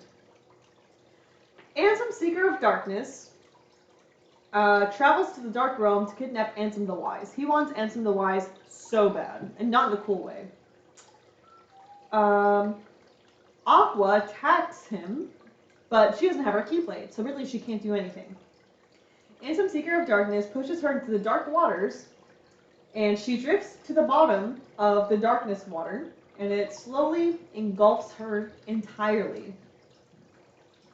Meanwhile, Ansem, Seeker of Darkness, drags Ansem the Wise through a dark portal and tries to squeeze more information out of the previous ruler regarding his experiments. In fact, a certain experiment is brought up that is hinted in the secret reports, which I will get to later, involving a young woman who had no memories on her arrival to Radiant Garden. Interesting. That's what people thought. Before you said Radiant Garden, I thought you were going to say Jesse Garden. Oh, yeah, it's Kyrie. No, someone arrived at Radiant Garden without any memories. Not someone was born there, someone arrived there. Yeah, it's weird. However, before more of her story is told, Vexen Wait! What's her name? Yeah, her. Yeah. Was it from Union Cross? We'll get to it. We'll get to it. Okay, perfect. Before more of that story is told, Vexen rescues Ansem the Wise and pulls him aside to a safe location. Vexen then tells Ansem the Wise of him and Demyx's desire to atone, and they join Sora's side of the battle. And they're good guys now. Oh, and sorry, why? This was the highlight. This was in a trailer for Kingdom Hearts 3, and this was memed on for months. Because they were like, if this fucking kid takes out Ansem Seeker of Darkness. Oh, man. Also, look at that verticality. Okay. This is Hater from Kingdom Hearts 2. One of Roxas's friends. The old mansion that Ansem Seeker of Darkness pulls Ansem the Wise to is the old mansion from Twilight Town. So the group of teenagers that lived there overheard all of this happening, and they were like, oh my god, he's gonna kill that old man. And so Hater tries to kick him in the back of the head.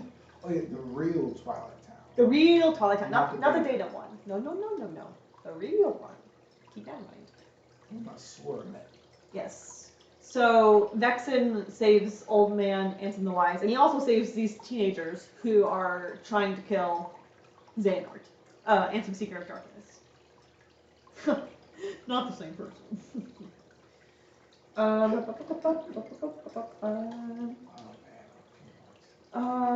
Is Demyx on this one? He's not. Well, anyways, Demyx delivers a spare replica body that Vexen made to Ienzo. And the mission to restore Roxas begins as Ansem the Wise joins his older princesses in the lab. So, they have a vessel for Roxas, and they're going to get that process started. We're going to see our beautiful baby boy again, hopefully. Riku and Mickey take a quick detour from the Realm of Darkness to investigate Radiant Garden. Years prior, Mickey recalls his old friend Ansem the Wise and how he took in an amnesiac Xehanort. However, this Xehanort was different from the old man Mickey had encountered in the battle prior. So Mickey was like, you know, I know this guy is Xehanort, but there was also an old man Xehanort I ran into. Do you think they're the same guy? That's crazy. So between him and Riku, years later, he never thought about this before, by the way, fucking dumbass mouse. Wow. Between the two of them, they come to the conclusion that this younger version of Xehanort was possessing Terra's body when he was found unconscious. They report the discovery of the third missing Keyblade wielder back to Master Yensid, and they continue to look for Aqua in the Dark Realm. So now they know Terra's alive. That's cool. He's just kind of possessed, which happens to the best of us. I've been possessed before. Have you? I don't think so. Oh! A while in the Dark Realm. Riku separates from Mickey and finds the heart of Replica Riku wandering. That's right.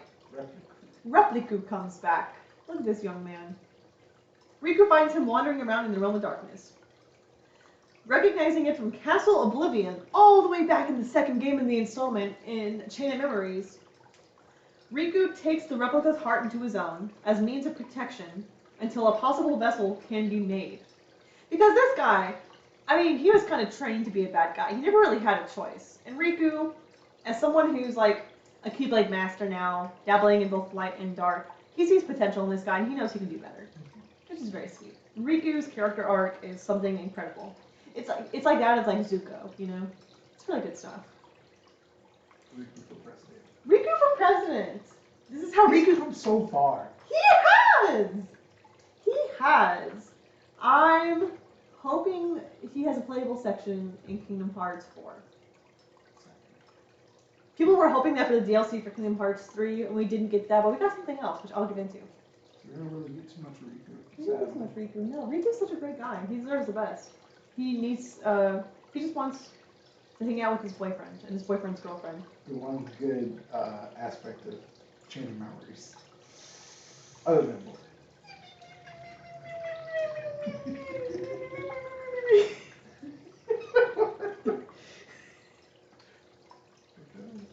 Meanwhile, Kairi and Lee bond during training time. Don't whistle. They're like, look at that. They're like brother and sister. Axel is obviously in love with Roxas, alright? Let's get that out of the way. I am an Axel Roxas shipper. The sea salt ice cream on the clock tower. It changed. You ever had sea salt ice cream on top of a clock tower looking someone? It'll change you. I need to. It'll change you. Oh, well, she might. Tarika. Why she Yo, where's Tarika? Get Tarika in here. Need me a freak to eat sea salt ice cream with me on top of the clock tower. Caleb, if you're listening, you know who to talk to about that. Oh my gosh. Okay, so they're bonding. Sorry. Lee sneaks Oh them my sea God. salt ice cream. The mysterious sea salt ice cream, which, as Nicole said, he pulls out of his jacket with no context. And we love. No bites you got. And he bites none of it. And they joke about he'll become a better fighter. They're like, man, I wonder who's gonna become stronger. That's crazy. But as they're joking and talking and all that jazz, Lee sees visions of another girl whenever he looks at Kyrie's face. As if he's, whoa, as if he's being reminded of an old friend. Lee finds himself crying for no reason over this. He sees someone else's face when looking into Kyrie's, and he starts crying.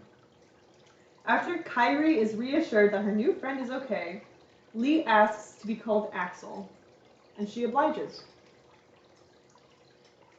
He wants her to call him by the name that Shion called him, but he doesn't remember Shion. Whew! Alright. Xehanort. He gathers the real Organization 13 at the Keyblade Graveyard. Here, he emphasizes the importance of 4 of his members and the Keyblade legacy they carry. These 4 members being Marluxia, Larxene, Luxord, and Demyx. And here's the weird thing. So we know about Larxene and Marluxia now. We know about their ties. We know that somehow Xehanort knows that back in the day, they were connected to the Union leaders. We still don't know what's the deal with Luxord and Demyx. We kind of know Luxord. Kinda. Demyx is actually speculated, I don't know if you know this, I don't know how into the community you are when it comes to fan theories. Demyx is actually speculated to be the Master of Masters. They both have like that jokey kind of attitude, and they both don't really take things seriously. And we still don't know Demyx's connection, as far as we know, and since the bubble games are over, he never showed up there. And we don't know his backstory. So, I don't know. Huh. Yeah. That's just a theory going around though. Plenty of folks don't believe it, plenty of folks do, so on and so forth. I can see it. We can get into it. Sora, Donald, and Goofy continue traveling to worlds to steal keyholes. What is happening here? Hello? Are you there? It's me, Fiona. Marilyn Briggs. Oh, yeah! Pause. Okay, this is important. This plays into it. So, Sora, Donald, and Goofy continue traveling to worlds to steal keyholes, and they run into the real Organization 13 members in the process. Some of these individuals include Young Xehanort, Vanitas, Datariku, and Xemnas. As far as Disney worlds go, one of them in particular stands out from the rest, which is Toy Box, the Toy Story world. This is because when first chosen to go to this world, a really high quality trailer plays, and we'll show it to you right now.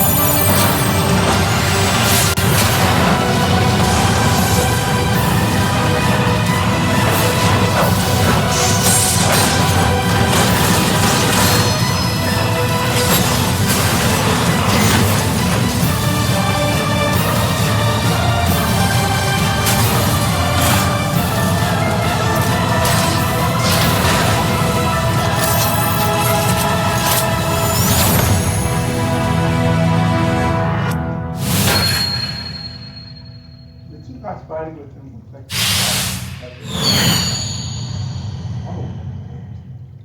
they all meshed together. Okay. So whenever you enter Toy Box, that trailer plays. it's revealed that this is an in-world advertisement of a video game. But the protagonist of this trailer, Yozora, looks strikingly similar to Noctis from Final Fantasy XIII. This is also very interesting because Tetsuya Nomura was set to direct Final Fantasy XIII Versus, but the project was cancelled so that Nomura could continue working on Kingdom Hearts. Gameplay from that potential project still exists, and it's interesting to see how it parallels this fictional game in Toy Box, and you can find videos online comparing the two games. Interesting.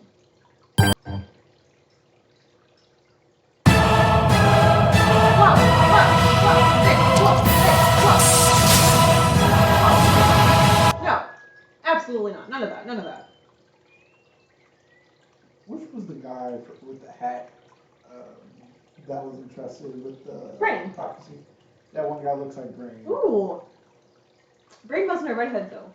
No, the other guy. Oh. Yeah, it was okay. So it would be like Brain and Marluxia, because Marluxia was also pink hair and the guy with red hair. I thought it was another guy. Oh yeah. Oh. I'm remembering wrong. I can pull up the thing after this, or like at the end.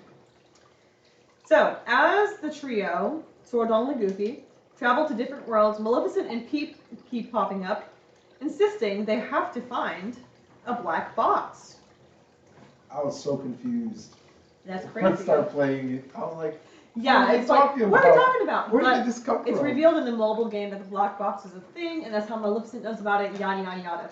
Also, you notice that throughout all of this, I haven't really talked about Sora, Donald, and Goofy much. That's because they are just solving Disney problems, and there's nothing relevant to the plot. I would like to think the point of this lecture is to prepare you for Kingdom Hearts 4 whenever it releases, and letting you know information that's going to be relevant to the series. But with these Disney worlds, nothing of relevance really happens, besides that one from Toy Box I just showed. It's kind of disappointing, but it can only go up from here. So the trio travel world to world, but they still don't have any knowledge as to how to use Sora's power of waking. Suddenly, they receive a call from Chip and Dale. Remember the guys that are helping run the gummy ship? Yeah, they haven't been talked about in games. And they tell Sora, Donald, and Riku, hey, we've actually lost contact with Riku and the king. We don't know where they are. So Sora allows his heart to be his guiding key. And the world-traveling ship finds its way to Destiny Islands. This is the first time Sora's been here.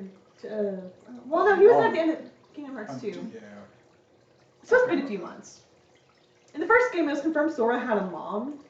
Yeah, because she woke him. Yeah. Sora's time for. She was like, Sora, it's time for dinner. And like, he never came out. We never saw her. We just heard her voice with one line.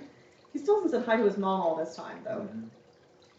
If I'm remembering, I could be remembering wrong, but his room looks kind of similar to Roxas's. Yes. Yes. Very good detail. So I wonder. That played into it. Yeah. Interesting. Yeah, no, it's true. They both have like things hanging from the ceiling and like little like toys sitting around and stuff. Any hoozle. So, the three find their ways to Destiny Islands, which I believe this is Donald and Goofy's first time on Destiny Islands as well. Walking along the beach, Sora stumbles upon the keyblade of the late Master Ericus, the one that Aqua left there in Kingdom Hearts 0.2 Birth by Sleep, a fragmentary passage. Breaking up the dirty, no, not dirty, the dark. Yeah! What was I saying? I don't know! When she brought the dark, There. yeah, the wave, whatever. It's just Working out the dark. Oh, Yeah. So, the trio explore the area to see where the Keyblade could have came from. And they find the cave where the mysterious hooded figure approached Sora years ago. Do you remember that? Do you remember from the last lecture there was a guy in like a potato sack? Talked to Sora one time and then disappeared? That's very same cave. Also, we now learn, well, we have hindsight. The guy in the potato sack was confirmed to have been Xehanort's heart. Because, alright, so time travel. Let's talk about time travel for a second, a non sequitur. Time travel in Kingdom Hearts. You can only time travel somewhere where your body has been. So if I wanted to go to Europe time travel, I would have had to have already been in Europe before, so my heart has a place to go to. Because Xehanort wasn't on Destiny Islands whenever Sora was, his heart landed there but without a body. So in order to mask himself, he put a robe over like his heart and tried talking to Sora. That's whatever we saw in Kingdom Hearts 1. That makes sense, yeah. Okay. But usually you need like a body where you were to time travel in the past. Or in the future, I guess, if you know you're going to be there. Xehanort's just that guy. He's just that guy. Oh god, for real, busting down, no cap, boots the house down. The cave is revealed to have a hidden portal to the Dark Realm, and Sora leaves Donald and Goofy with a promise to return as he travels through to look for Riku and the King. Now, prior to this, the two Keyblade Masters, Riku and Mickey, had made their way to the Dark Shore in the Realm of Darkness. Riku notes that he and Sora have been here before, and that references the ending of Kingdom Hearts 2, which is true. This is the exact same place they were, because it's all poetic. This beach is frequent. This beach is a hot spot. Book your hotel now. A dark silhouette emerges from the waters, striking down Riku and trapping Mickey in a vat of darkness before either can react. This is revealed to be Aqua, who's been corrupted by darkness. Yeah, whenever people like saw this reveal in the trailer, they were like, "Oh no, she's hot." Oh, sorry, please. I was gonna say people were like, "Oh no, she's been Norded." Yeah, so that's the thing. But whenever people are corrupted by darkness, they hold a lot of parallel like traits to whenever they're being Norded or have a piece of Xehanort in them. Because Xehanort's kind of like the embodiment of darkness in this game, so lots of the traits carry over. So she had yellow eyes, her ears got pointy, her hair is still blue, but it's getting kind of silver, so it's kind of going on that end. But yes, everyone thought she was Norded. In the actual game, it turns out she just gave into darkness. And you know, if you were in the realm of darkness for 2 to 10 years, depending on your perspective, I would succumb.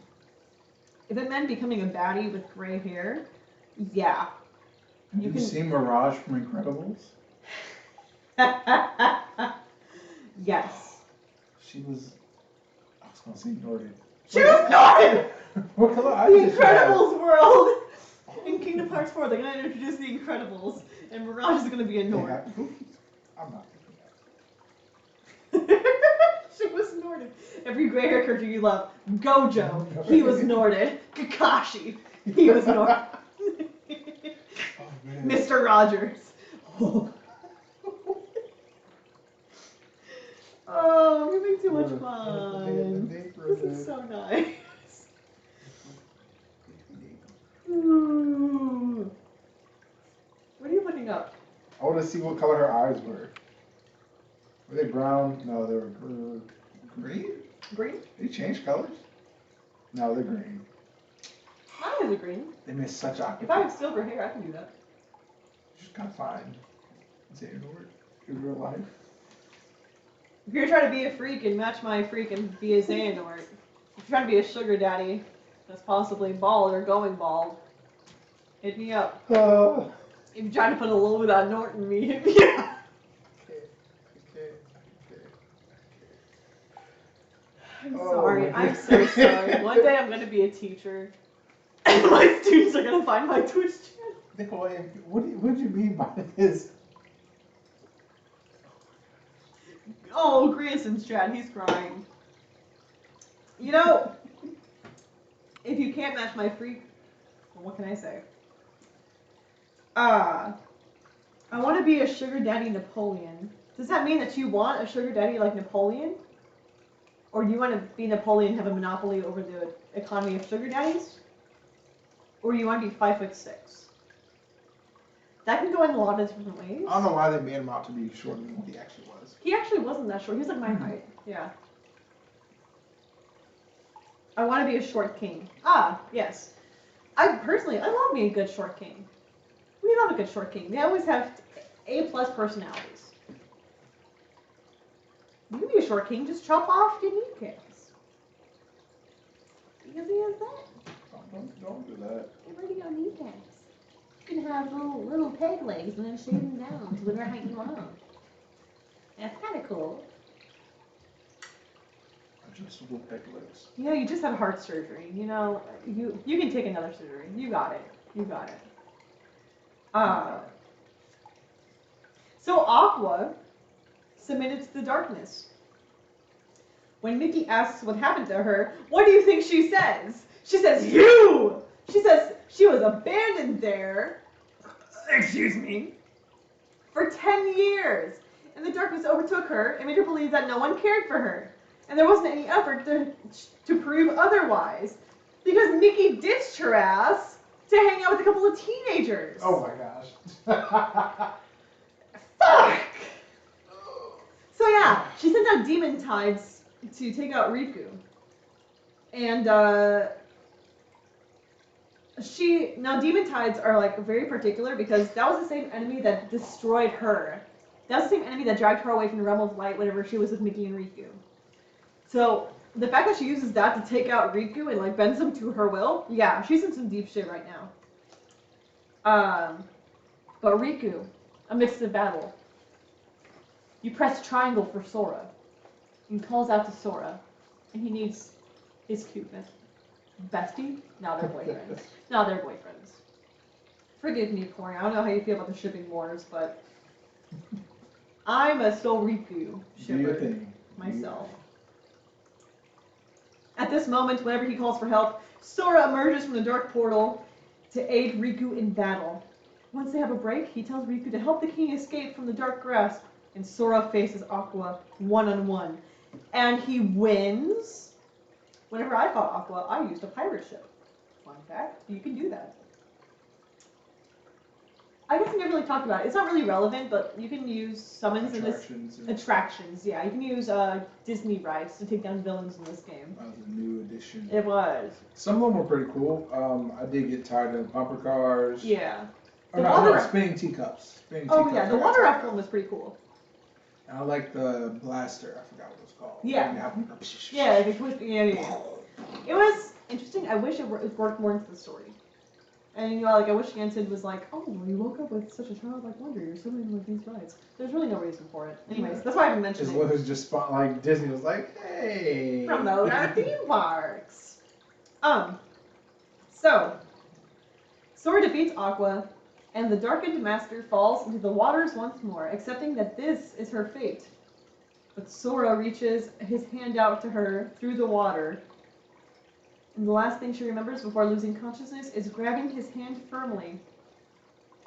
Aqua wakes up. Oh, wait, is this a video?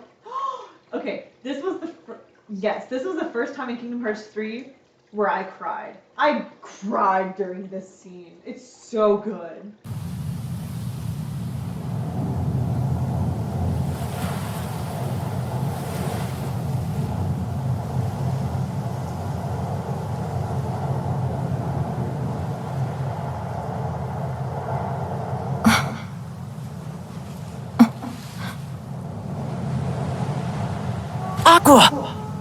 Aqua! Van... Terra... Aqua! It's you. Thank goodness! You're awake! Mickey.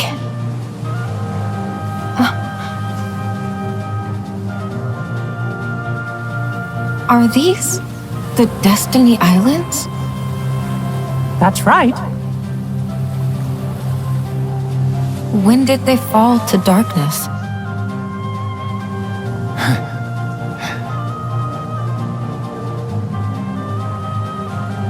You're in the realm of light.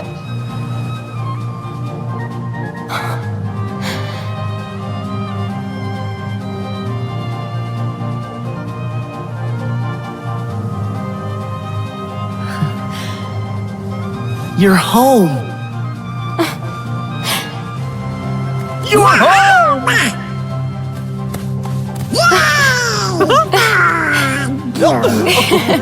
Welcome home!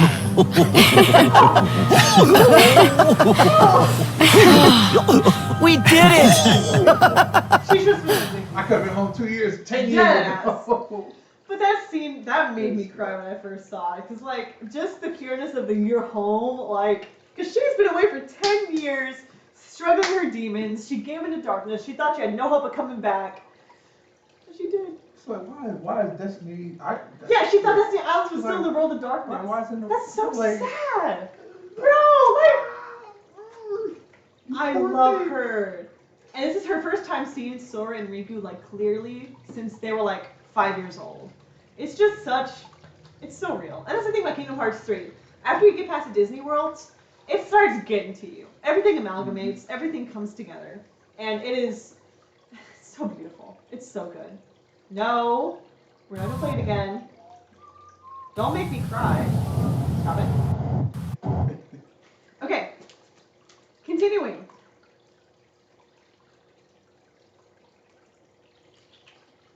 Alright, so as Riku and Mickey rest after their travels, Aqua immediately takes Sora, Donald, and Goofy to Castle Oblivion. Aqua, being rejoined with her late master's Keyblade, unlocks the castle to its true form as the Land of Departure, as it is fully restored. As the group goes inside the Chamber of Sleeping to see Ventus's body lying right where Aqua left it, Vanitas appears, and he appears to challenge Aqua for his other half's body. The two fight as Sora helplessly looks on. However, as the two fight, something stirs within Sora, and a dive into the heart sequence begins. Now, dive into heart, like we said, it's a big deal. Usually it's only for the one person and their own heart. We've seen Roxas be in there before, but now we're having something with Ventus take place. The dive into the heart shows Ventus longing to get himself out of Sora's heart. When Sora feels his crying need to escape, he unknowingly uses the power of waking to release Ventus's heart back into his shell. So Ventus is back, baby. Sora had the power all along. He had the power all along. He had no reason to go to those Disney worlds. He had no reason to see Jack Sparrow turn into a bunch of craps. He had no reason to see Hans from Frozen turn into a wolf. None. So Vanitas, he quickly realizes he's outmatched. There's 3 Keyblade wielders against him, and he teleports through a dark portal. He gets out of there. Aqua welcomes back Ventus to his body, rubs his hair, and they just return back to Yensid's tower. While there... Think about that. Yeah. Vanitas beats Aqua, and then she's like out, and then Ventus, Sora releases Ventus just in time to prevent Vanitas from attacking Aqua. Mm-hmm. But in my head, I was like, wasn't Aqua, Aqua just got back from the realm of dark. Yeah. Yes, and she's still bouncing back, and she went there like immediately after. I was about to say, because she was the best fighter out of the 3 of them. She was, and she's a master. But then she kind of... Yeah, but if she had time to bounce back, I feel like she could have taken him, but because she was so rusty, and she fought all the time without a Keyblade too, like... I didn't think about it. She had to get back into the swing of things. Yeah. I don't think this is a video. It's not. Okay. So, Kairi and Lee are pulled back from their training, so they're here. And they become proficient with their Keyblades, and they join everyone at Mysterious Tower. The current 7 Keyblade wielders are shown. We have Sora, Riku, Mickey, Kairi, Axel, Aqua, and Ventus. They all catch up with each other in debatably one of the funniest convoluted scenes of all time. And I'm a little bit upset I didn't put it in here because it is so hilarious. What's up? Where did Kairi get her Keyblade from? Very good question. So, back in Birth by Sleep, Aqua sent Terranort out of the portal by gifting him her armor and her Keyblade and sending him back to the realm of the light. And so Terranort, for whatever reason, still had this Keyblade on him, and then somehow, through being possessed by Ansem Seeker of Darkness, Riku came into the grasp of having Aqua's Keyblade, which he then gave to Kairi. That's what we're going with. But she still continues to uses her masters. Yeah, she now uses Erika's Keyblade, and Kairi now uses Aqua's old Keyblade. Okay. So this is the funniest scene in the game, and I'm so sorry I didn't put it in, but I've described it here for your viewing pleasure. So, Aqua asks Sora and Riku if either of them remember her, which neither of them do. Aqua tells Mickey that Kairi was a young girl that she had protected from a Heartless attack, and she's surprised when she realizes she accidentally gave Kairi the ability to wield a Keyblade. Not only that, but because Kairi's Keyblade is the one that Riku found on him once he inherited Ansem Seeker of Darkness's form, it's clarified that Kairi is now wielding Aqua's old Keyblade. Oh, I see. Just a little too early. Yes. Ventus is kind of freaked out by Sora because he looks so similar to Vanitas. While this is all happening, Axel keeps getting interrupted as he tries to ask questions, namely why Ventus looks identical to Roxas. Ventus immediately recognizes Axel and calls him Lee, clarifying that he still considers them friends after all these years because they became friends in Birth by Sleep, before he was a member of Organization 13. Jiminy Cricket makes an appearance. Yeah, he's still here. And he notifies the party that they've each been made a phone by Ianzo, so they can call each other up if they have any questions. So, if there's anything else, just give each other a call. I think it's hilarious that Jiminy is high res, but Sora is a little faded. Yeah. So everyone else is high res. And there's a part during all of this, and mind you, Axel's phrase is got it memorized. There's part of all this where it's like, I don't understand. Like, why does Roxas look like Ventus? Or does Ventus look like Roxas? It's a lot to get memorized. It's very funny, and I love him. Aqua and Ventus after this step outside the tower, and Ventus gives her a synopsis of his experiences inside of Sora, and how he remembers those cute animal creatures named Dream Eaters. Ain't that cute? But they promise to share the rest of their stories once Terra returns. This brings us to the halfway point of Kingdom Hearts 3. Here's everything that we already know. Corey, I know you've played this game before. Do you have any questions? Not up to now. Not up to now. Or well, I've already asked them. Okay. If that. Okay. Let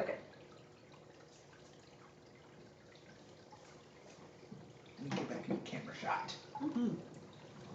I'm sure the people are wondering where you are. All right. So this is what we already know. If you need to look at this longer, you can pause the playback stream. We're going to continue. Oh, did I go too far? I did go too far.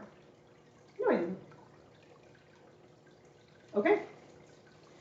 So, on to the battle. The one that was fated for years prior, the 13 lights, no, excuse me, the 13 darknesses versus the 7 lights. So the Guardians of Light, Donald and Goofy arrive at the Keyblade Graveyard the next day. They encounter Terranort, who quickly demolishes the party with ravenous waves of Heartless. That's right, they get to the battle scene, Terranort appears, and he kills all of them. It's kind of crazy. Yeah, Sora has to watch all of his friends die, protecting him. In this instance, Riku. Also, Donald Duck, who is now confirmed to be the third most powerful being in the entire Final Fantasy franchise. Did I put that in here? I didn't! I thought I put in more videos than I actually did. But there's a spell that like Donald gears up to use, and Goofy's like, Donald, no! And Donald's like, Zeta Flare! And this huge ass like atomic bomb like hits Terranor, but then Donald Duck dies, which is great. Anyway, Sora passes out, and the light recedes. I think that spell is only used like 3 or 4 times before in Final Fantasy. It is. It's a very powerful spell, meaning that Donald is canonically one of the most powerful characters in Final Fantasy history. Possibly more powerful than Sephiroth. Oh, has he been mentioned so far? He's not important to the lore, so no Oh, one yeah. has him. Sorry, forgot to mention, Sora fought Sephiroth twice and he won. He had like a kind of like a subplot in Kingdom Hearts 2 with Cloud Strife. But it's okay, because they end up seeing each other in Smash anyways, so like it all comes back around. Oh my gosh, all 3 of them are in Smash. I know, right? Isn't that great? Imagine like Sephiroth and Cloud being like, that's the 14-year-old that kicked my ass. Wait a minute. Anyways, Sora passes out. But then he awakes in the final world, an afterlife realm, and is confronted with a Chirithy! This guy from the mobile game. Look at this little guy. He's cute. He's so cute. Chirithy told Sora that he is dead. But, and I have this written down here, Sora isn't going to take that. He's a spiky-haired anime protagonist. He tells Chirithy he can't die now, and he must be reunited with his friends. And Chirithy tells him how he can get back to the realm of light using the power of waking. However, Chirithy brings to attention the danger of awakening that many hearts at once. It's pretty dangerous stuff. Sora acknowledges the risk, and he asks Chirithy if he has any friends. He's like, yo, I got like 15,000 friends. I'm kind of cool. I'm a popular guy. What about you? And Chirithy's like, well, I have one friend, but he doesn't remember me. That's so sad. Interesting. So, Sora slowly gains power to leave the final world and starts reawakening his friends' hearts. And as he does so, get this, he runs into one of... Oh, yeah. After Chirithy says he only has one friend, Sora's like, okay, well, if I find your one friend, I'll just tell him that you're here, because he's a good guy. As he's reawakening hearts, he runs into Naminé, who's just vibing. Naminé was separated from Kairi's body and is now floating in the final world because there's nothing to anchor her back to the realm of light. She doesn't have her own vessel. So Sora promises to restore Naminé to a body, and in return, Naminé promises to send help to him once he returns to his body. So they're going to help each other out. So one other wandering soul is in the Dark World. Spoilers! I guess I didn't put a picture of it in here. I apologize. But in the final world, there's one other wandering soul. And it's someone that Sora has never heard of before. The soul speaks of someone they once knew being totally different than before. And they ask Sora to help them if they find them. We will expand upon that later. But just keep that in mind. So Sora proceeds to restore all of his friends' hearts, and one by one they all return to the Keyblade graveyard, moments before their demise. Terranort confronts the group again, ready to summon his heartless minions. When suddenly, the lingering Will, the boss fight from Kingdom Hearts 2.5, starts a Keyblade battle with him, and distracts him long enough for the Guardians of Light to proceed to the battlefield. So, just as Naminé was lost in the final world as a heart without a body, the heart of Terra was in a similar state. So she called to him and asked him to aid their friends. Also, that Keyblade looks a little familiar. Does it? Why does that Keyblade look familiar? I wonder why there's a big old ominous eye on it. Why is there a big old ominous eye on Terranort's Keyblade? It looks a little like Lucius. That's crazy. It's crazy. Is that Lucius' Keyblade? Who knows? That's kind of wacky. So, as more heartless and shapeless nobodies attack the group, Master Yen Sid teleports to aid the wielders and hold off the massive army. And then Donald and Goofy also help Master Yen Sid. I think this is the first time we see Yen Sid actually like doing something. Yeah, this is the first time we've seen him stand up in the series. He just sits in his chair the entire time. He's like Professor X. Oh my God. But he just teleports there and they're like, Master Yen Sid! And he like goes like this and he parts the Red Sea. And he's like, make haste. Fly, you fools. And yeah, so him and Donald and Goofy stay behind. Everyone else, all the 7 chosen ones, run forward to the final battle between the 13 and 7. So during these, with the 13 versus 7, Xehanort kind of molds the battlefield in a way which, like, Sora has to help out different friends during their own battles. So they're not all fighting together at once. It's like 1 guy of light versus 3 guys of darkness. And Sora has to kind of like go in and help each of them. The first battle, Sora faces off against Luxord, Marluxia, and Larxene. When Luxord is defeated, he agrees to play Sora in a game of cards when they're just guys, which I think is so cute. He also gives Sora a wild card, saying it may help Sora in the future. Larxene doesn't reveal anything about her character when she dies, just insisting she's keeping a secret. As Marluxia dies, however, he cries. And he's struck down because he can feel an emotion and remember his previous life once more. So he's feeling all that grief of Strelitzia dying and trying to find his sister, and he's just overcome with emotions. And they're all dead. Or at least, maybe there's somebody's now, it's not quite clear. Riku battles Data Riku in Xigbar. Mind you, this is Data Riku from Coded and Recoded, not Replica Riku from Chain of Memories and Rechain of Memories. When Xigbar is defeated, he tells Sora he was only ever in it because Xehanort promised to give him the Gazing Eye Keyblade. Ooh. Xigbar then proceeds to fall off the side of the cliff, never to be seen again. Data Riku is revealed to be a replica created by Xehanort. He is defeated by Riku, leaving a replica body vacant, and Riku offers this vacant body to Replica Riku, who needs a body of his own. Replica Riku, however, refuses to take the body, insisting that it should go to Naminé instead. So with that, Replica Riku and Data Riku both disappear, so now we're back down to one Riku. Does that make sense? I sure hope so. There's a lot of bodies. There's a lot of bodies. Pause. Not really. A lot of people are, oh, I was about to do worse. Plus they're getting it. PG. There's a lot of Rikus. There's a lot of Rikus. Is he the most If recurring character outside of like his own self? If someone isn't Xehanort Oh, or yeah. Sora, they're Riku. I think is a pretty good way of putting it. On me, he says. Alright, so here I have one of my favorite scenes ever. I have the entire like bullet point here, but really I'm just gonna play this instead. This is the only other time in the series that I cried outside of the opera. Stop it! Isa!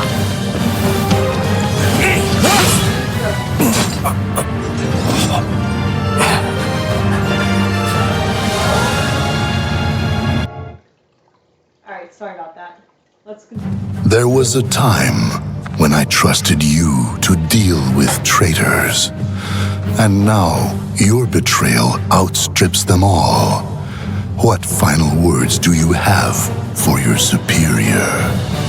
Well, let me think about it. How about? How about you were never my superior? Ever the rogue pawn. Knocked from the board early in the game. Utterly useless and forgotten. Are you kidding? Do you know how popular I am? I got loads of people rooting for me. Sorry, boss.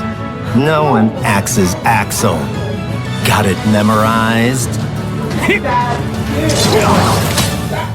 Is this supposed to be a Keyblade? Or is it some sort of joke?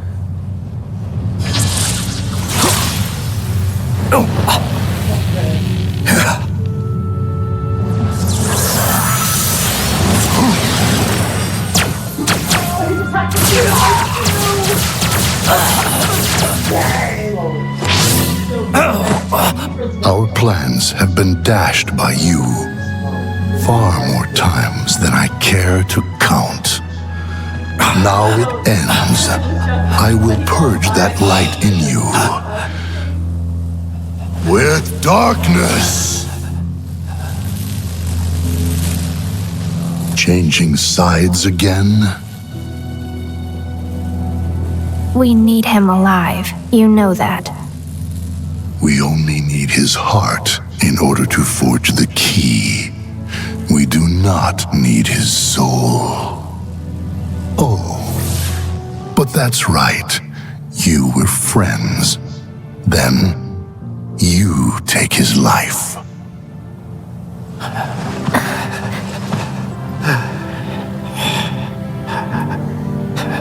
Who are you?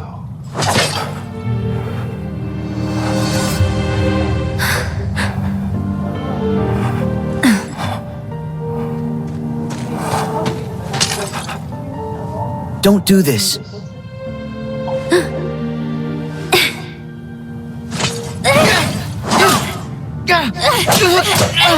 Wait!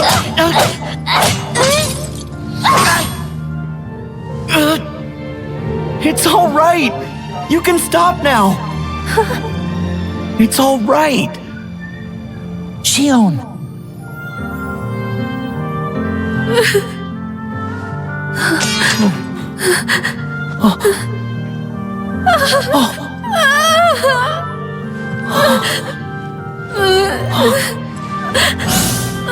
Useless puppet.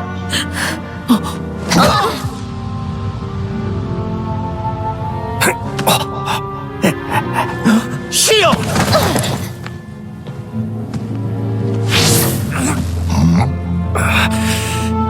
Your Keyblade is no more. And still you think you can play at being a guardian of light? You can wait your turn. Also ran.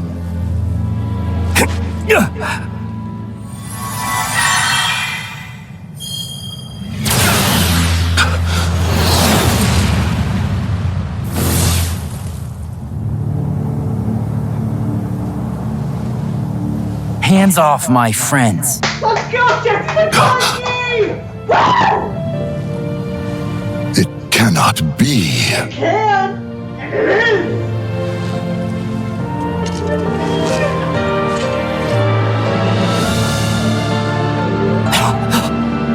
Roxas! My turn.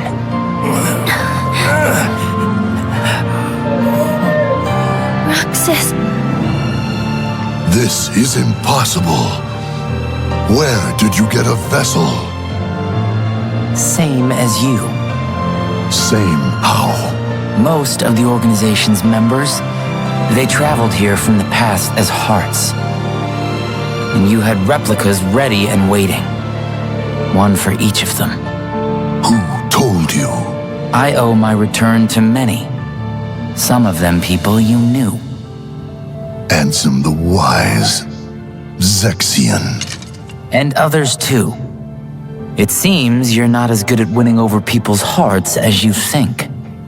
Ah, I see. There was one last thing I needed in order for me to be whole again. A connection. Sora helped me find my way back here. To my friends. Roxas!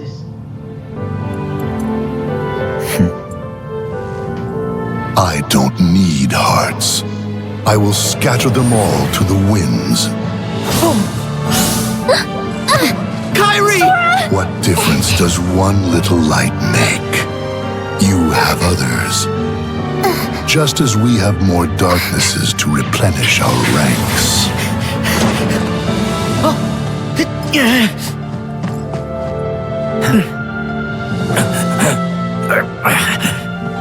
Rest, Axel. Roxas will fight in your place. And I'll fight for Kyrie. Yeah, when it comes to Keyblades, you're the old hands. And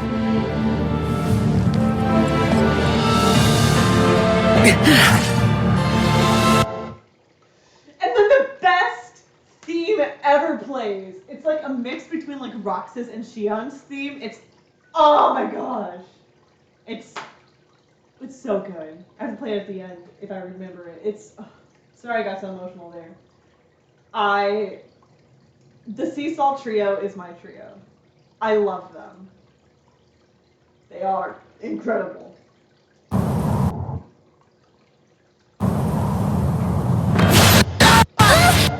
Anyways. You good, Corey? There's just something mouth. Oh. Other than the little like nodding off. I also have the other cutscene here if you want to watch that.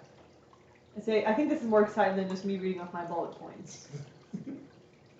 Movie time. It's movie time! Farewell. No!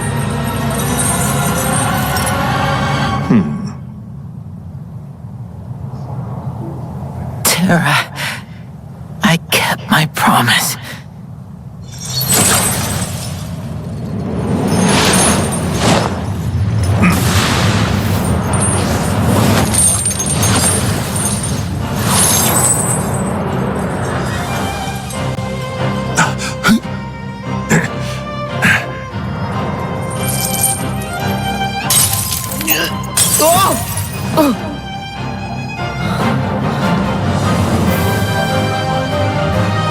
I can You fell to the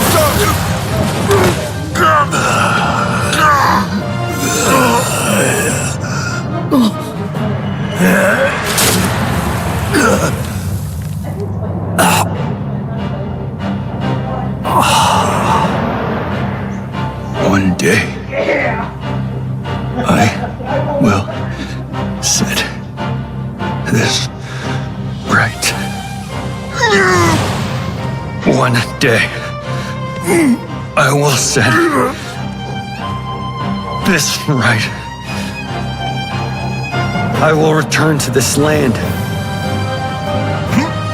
and protect my friends. Terra, now!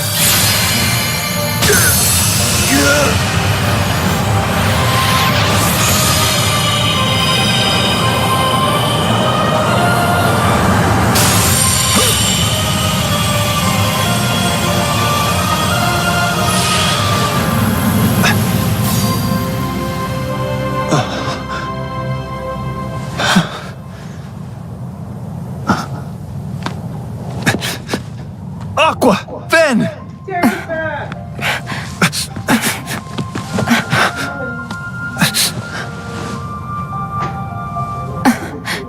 Terra? Is it you? Yeah. You never stop lighting my way back.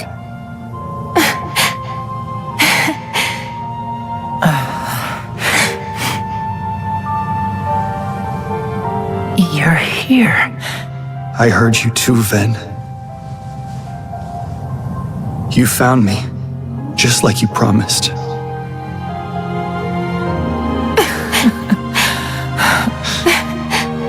Thank you.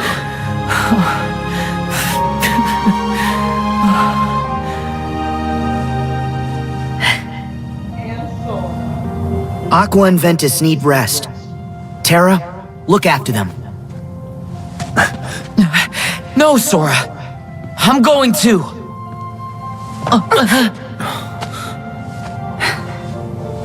That's what he wants.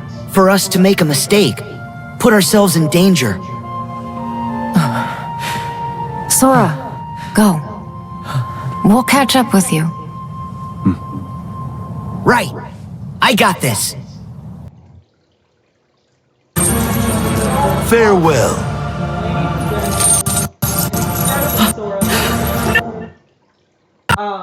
Also, Kyrie's voice actor changes throughout the series, but I believe during this installment is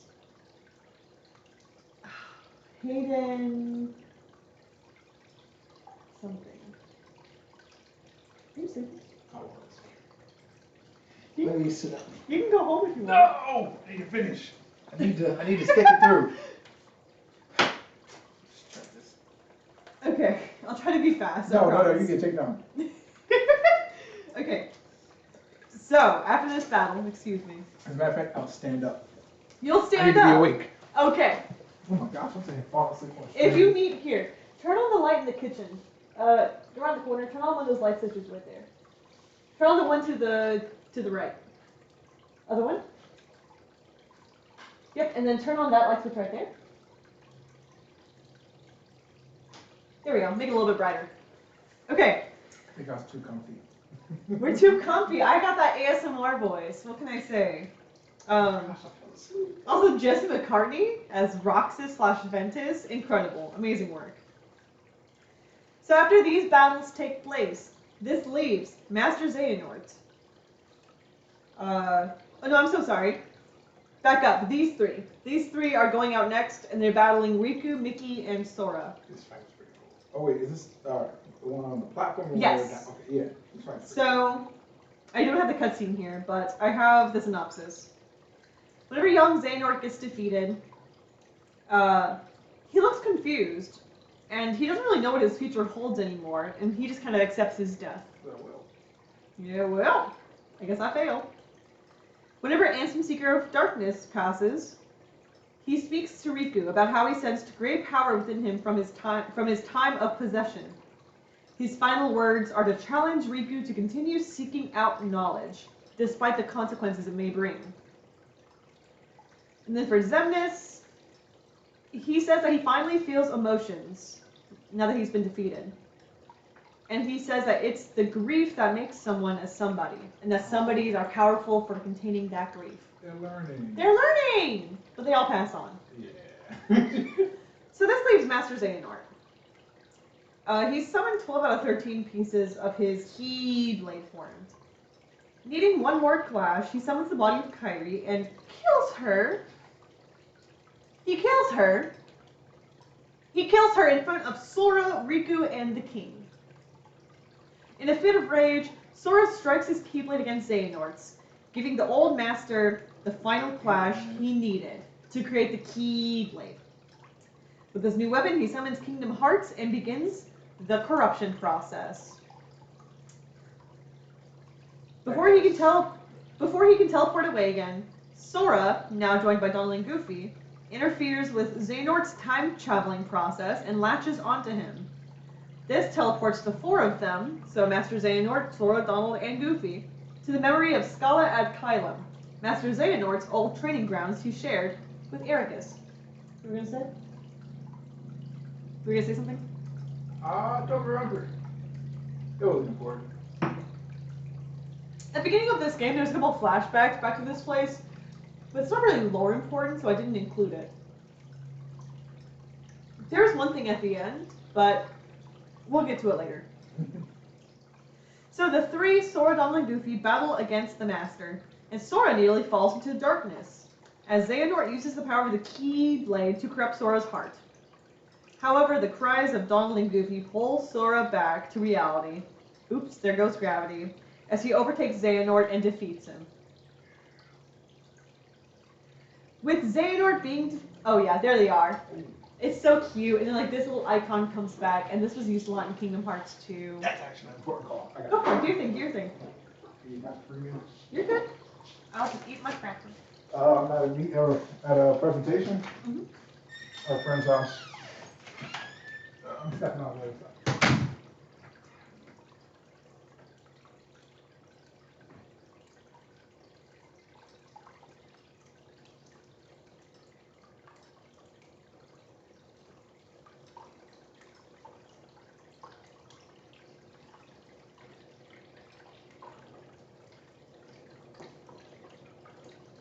If you're still listening, say hi, please. I want to make sure that people are paying attention to this. This is going great, by the way. You're doing great. Tarika! Tarika, thank you! That is so sweet. Thank you so much. Okay. I was getting really worried that my voice was boring people. That's very reassuring. Thank you so much. Oh, oh, oh, oh, oh. Perfect.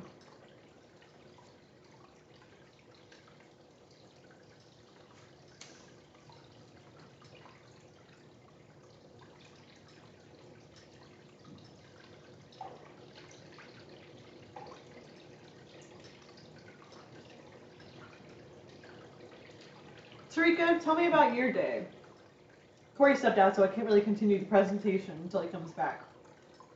But tell me all about you. Did you work today? How is CVS treating you?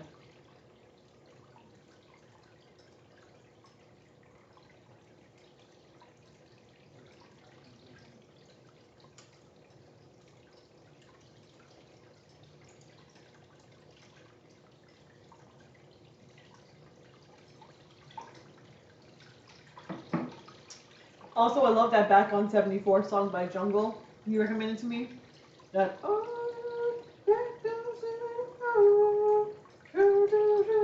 it's really good. It's very good. It's very good.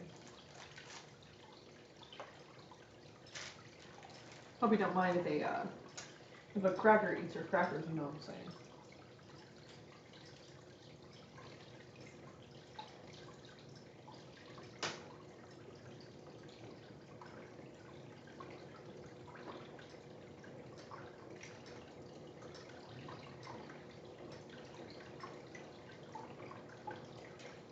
Let's go day 8.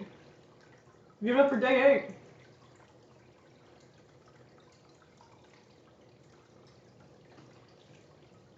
Please send me the dance for Beck on 74. We can learn it together. I would love to learn to dance with you. We can do it in Whittington.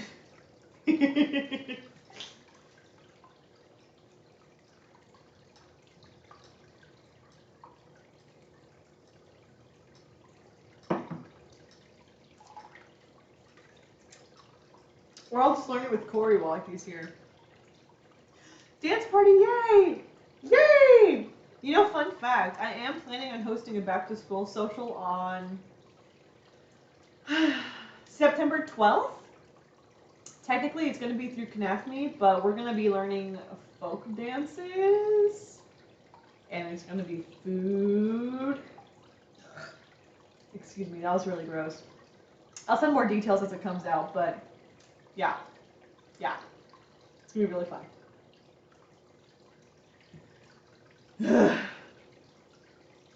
It says I still have 2 other viewers besides you, so I'm going to try using my powers to summon them. So,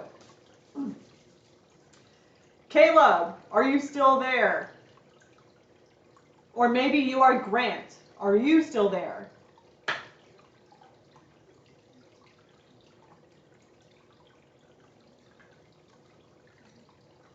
Had to go in alphabetical order. Sorry about that.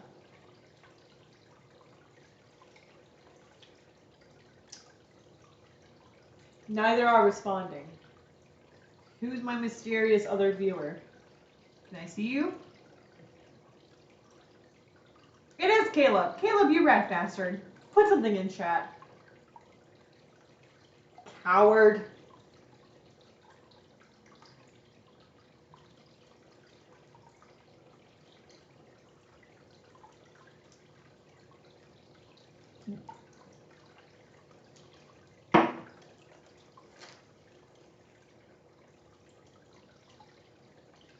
Oh, he hates me. All right, well, can I tell any stories?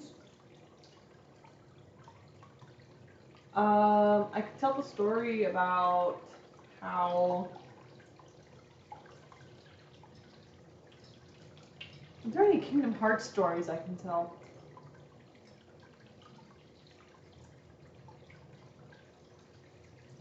Not really. I will say, whenever I discovered the remix that was used for the 0.2 Birth by Sleep, a Fragmentary Passage trailer, I lost my mind, and I became addicted to it. It's seriously so good. I'm gonna find it and then drop it in the chat.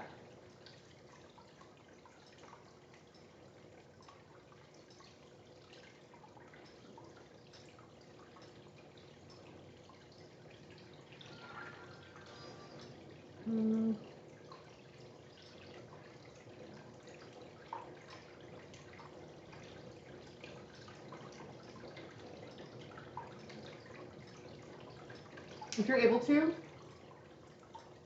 listen to that video. It's so good.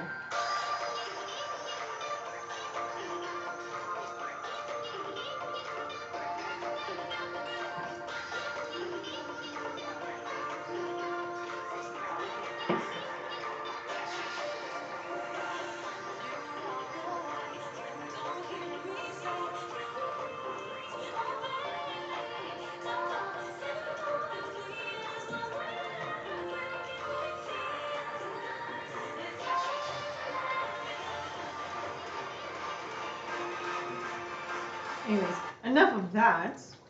We pity if my one string got DMCA, but listen to that song, let me know how you feel. Hello! I heard Tarika. Tarika is here. Hey, howdy. She said she was asleep almost the whole day, and she's still packing for school, going on day 8. And she's going to send me a dance I need to learn. Cool. Yes, which is very exciting. Excuse me. And then I dropped in chat a song. It's a remix of Simple and Clean that I really like. That was used for a trailer for 0.2 Fragmentary Passage. So you dropped it into the Twitch chat? I did. It's so good. I love that. It's just like so upbeat and dancey, you know?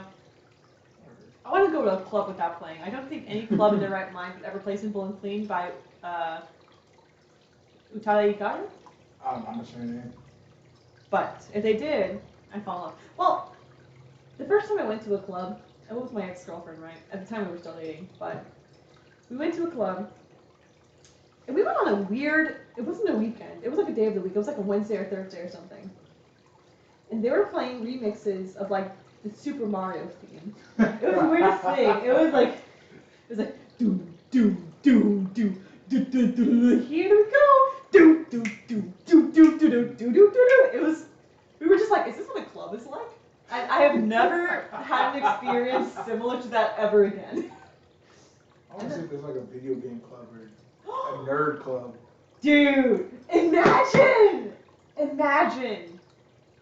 There was a little spot we went to in Tennessee that was like had a bunch of like arcade games, had board games, had cool music and everything, had all these video game themed drinks. It was pretty cool. I'm thinking I want to go to a club with video game remixes and like I want to see like a remix of like oh, what's that one Kirby song? Gourmet Race? Yeah. Yes, I want to see a remix of Gourmet Race. I think I've heard a remix of it before, but it was like the Smash version. It was really good. Anyways, Corey, we're almost done. We have this. I'm wide awake. You're wide awake? Yes. Okay. I just got some bad news. So I'm wide awake. Oh. Okay. Do you want to talk about it? Okay. This Okay. is just school related. Okay. So you're wide awake. Yeah. So I'm back to tears. We here. Sora, Donald, and Goofy are also fighting. But they're fighting Master Xehanort.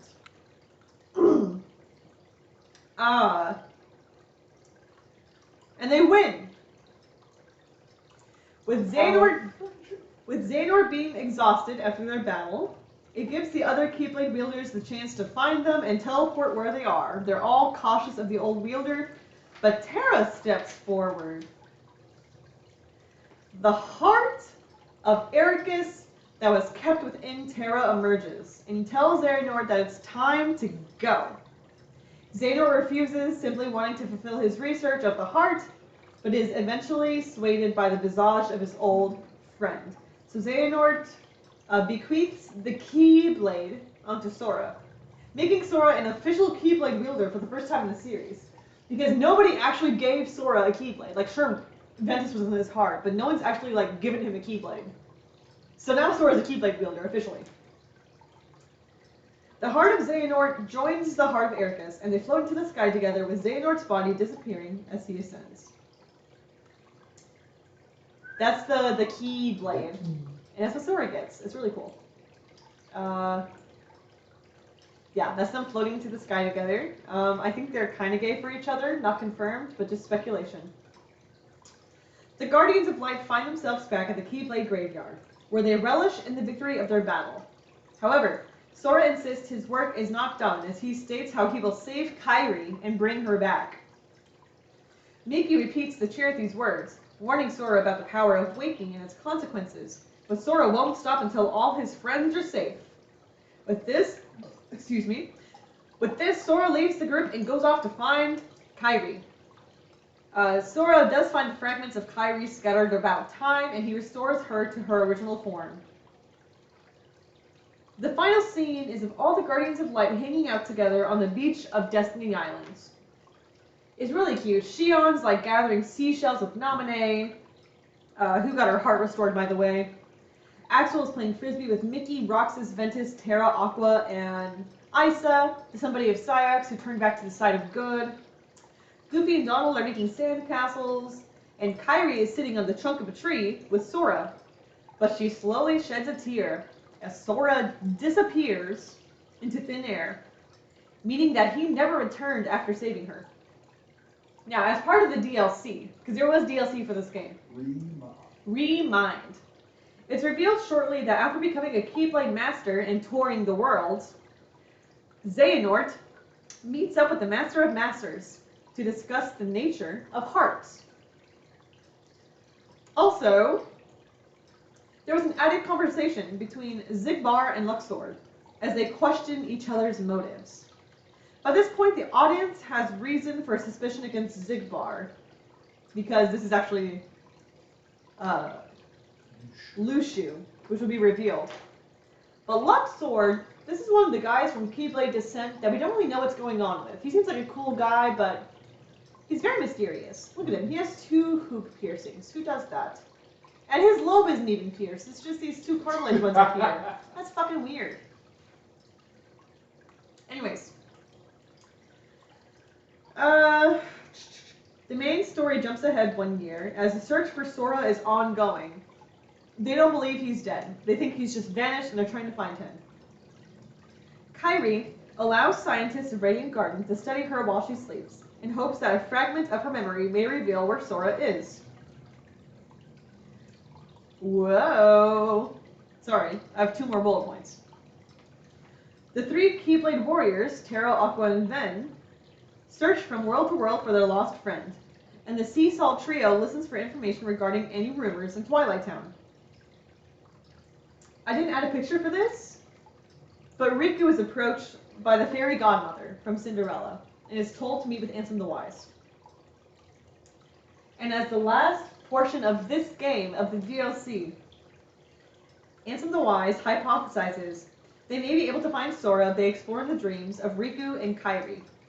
So Riku joins Kairi in slumber, and they both arrive at the final world where they find that lost soul that Sora didn't recognize whenever he was there. The one that was just didn't know anything or anyone. Very interesting stuff. So, secret reports. Check it out, we're almost with page 3. Secret reports are interesting because they're told from different perspectives. They kind of add to what we already know, but they can seem to jump around quite a bit. The first report is from the unknown woman being tested on, the one that Ansem the Wise brought up earlier. She speaks of not retaining any memories, save for having 4 close friends, and she speaks about the ancient phrase Goofy brought up earlier, "May my heart be my guiding key." It's hypothesized that this young woman is Skuld from Kingdom Hearts Key. So you were right. Yeah. Yeah, you were. I know that's what you were going for. It's hypothesized that Skuld, her final location of landing was in Radiant Garden, and so they ran tests on her. Because this phrase, "May my heart be my guiding key," is only used, it's passed down through Keyblade wielders, but it's a pretty old phrase. Like the Master of Masters uses it, and this is from like decades, if not centuries prior. The second report is written by young Xehanort, who is excited to travel the world after becoming a Keyblade master. He grew up on Destiny Islands, and he talks very highly of Ericus, who is a descendant of the first Keyblade wielders. And based off the looks, it's hypothesized that he is a descendant of Brain, the guy with the hat. Yeah. Fun fact, because their hair is very similar and they have lots of similar traits. The third report is from Xehanort, describing the young 15-year-old woman with amnesia called Project X. He's immediately interested in experimenting on her, for she woke up in a similar state as him, amnesiac, knew some knowledge of the Keyblade. This is Skuld. The fourth report is from Xehanort, explaining how Ansem the Wise ordered immediate stopping of all experiments. He released all the test subjects while Xehanort was unaware, meaning that Project X is still in hiding. I do want to say there is a theory that Project X is not Skuld. There is a theory, because if you recall the final cutscene, which I'll get to here, all the 4 colors were there except Master Ava. So there is a theory that I think it could be Ava? It could be. I feel like this is even more scary, Ava because she's is way more... Yeah, Ava is unaccounted for, so she could be Project X as well. We don't know. We'll get to that. We'll get to the final cutscene. The fifth report is written by Syax, and he describes how he and Axel broke into Ansem the Wise research lab to be met by a young woman of their age, Skuld, or Ava. The sixth report is also written by him, confused as to how she was only there for a short period of time and is never seen again. It was hypothesized that the young Project X woman could also be Strelitzia, but no, we know that's not the case. Yeah. Yeah. Oh, man. Yeah. The seventh report is written by Vexen, explaining his motives for becoming a nobody once more.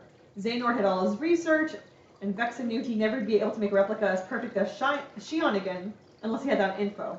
So he became a Norse, so that way he'd have access to his scientific knowledge and research. Yeah. Drops his humanity for research. You know, that's what Ansem Seeker of Darkness did. You know? I mean, he was a scientist, just want to know more about darkness. Scientist folk. These scientists. Don't become a scientist. Don't know things. Atone for your sins. The 9th and 10th reports are written by the scientist Ian Zoe, who describes his studies into Sora's heart and the hearts that lie within it. He wants to, for sure, create replica bodies for Roxas and Naminé, but has no idea what the other heart's intentions are. For now, he focuses on finding ways to make 3 vessels, and he hopes he can repay Ansem the Wise for the sins he committed while being a nobody. Now, the final 3 reports are all written by unknown authors. We have no idea who these are. The 11th report speaks of the events of Union Cross, and how the 5 new Union leaders defied the Book of Prophecies by escaping the Datascape. The 12th speaks of sojourning the author's heart from vessel to vessel until a chosen one appears to reenact the Keyblade War. This is assumed to be Luxu. The 13th report speaks of the gazing eye being passed down from generation to generation. This one is also Luxu. So we really just don't know the 11th one about the leaders. That one might be Luxu, but it's never really confirmed. I wonder how he could be alive for this long. Yeah. Luxu? Oh, yeah. Maybe he has to go passing heart between, or passing between body. Yeah, passing heart between body and body and body. We have another video here if you're okay with that. Yeah. I don't know. I don't know.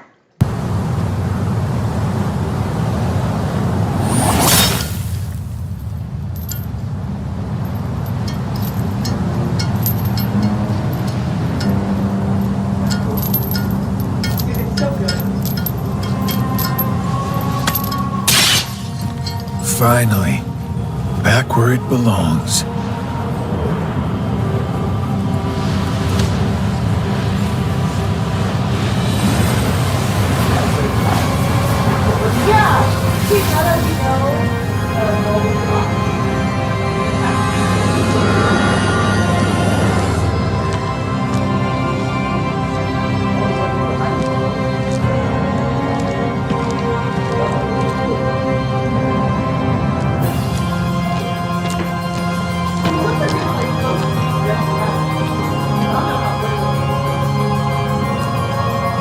Did you summon us back? Yep.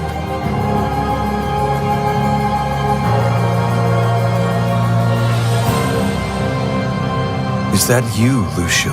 You look different. Haven't heard that name in a long while. These days they call me Zigbar, but hey, whatever suits you. Is it really you? Yeah, but some time ago I had to cast my old form away. Been through plenty more semblances since, but it's still me underneath it all. What happened? Why are we...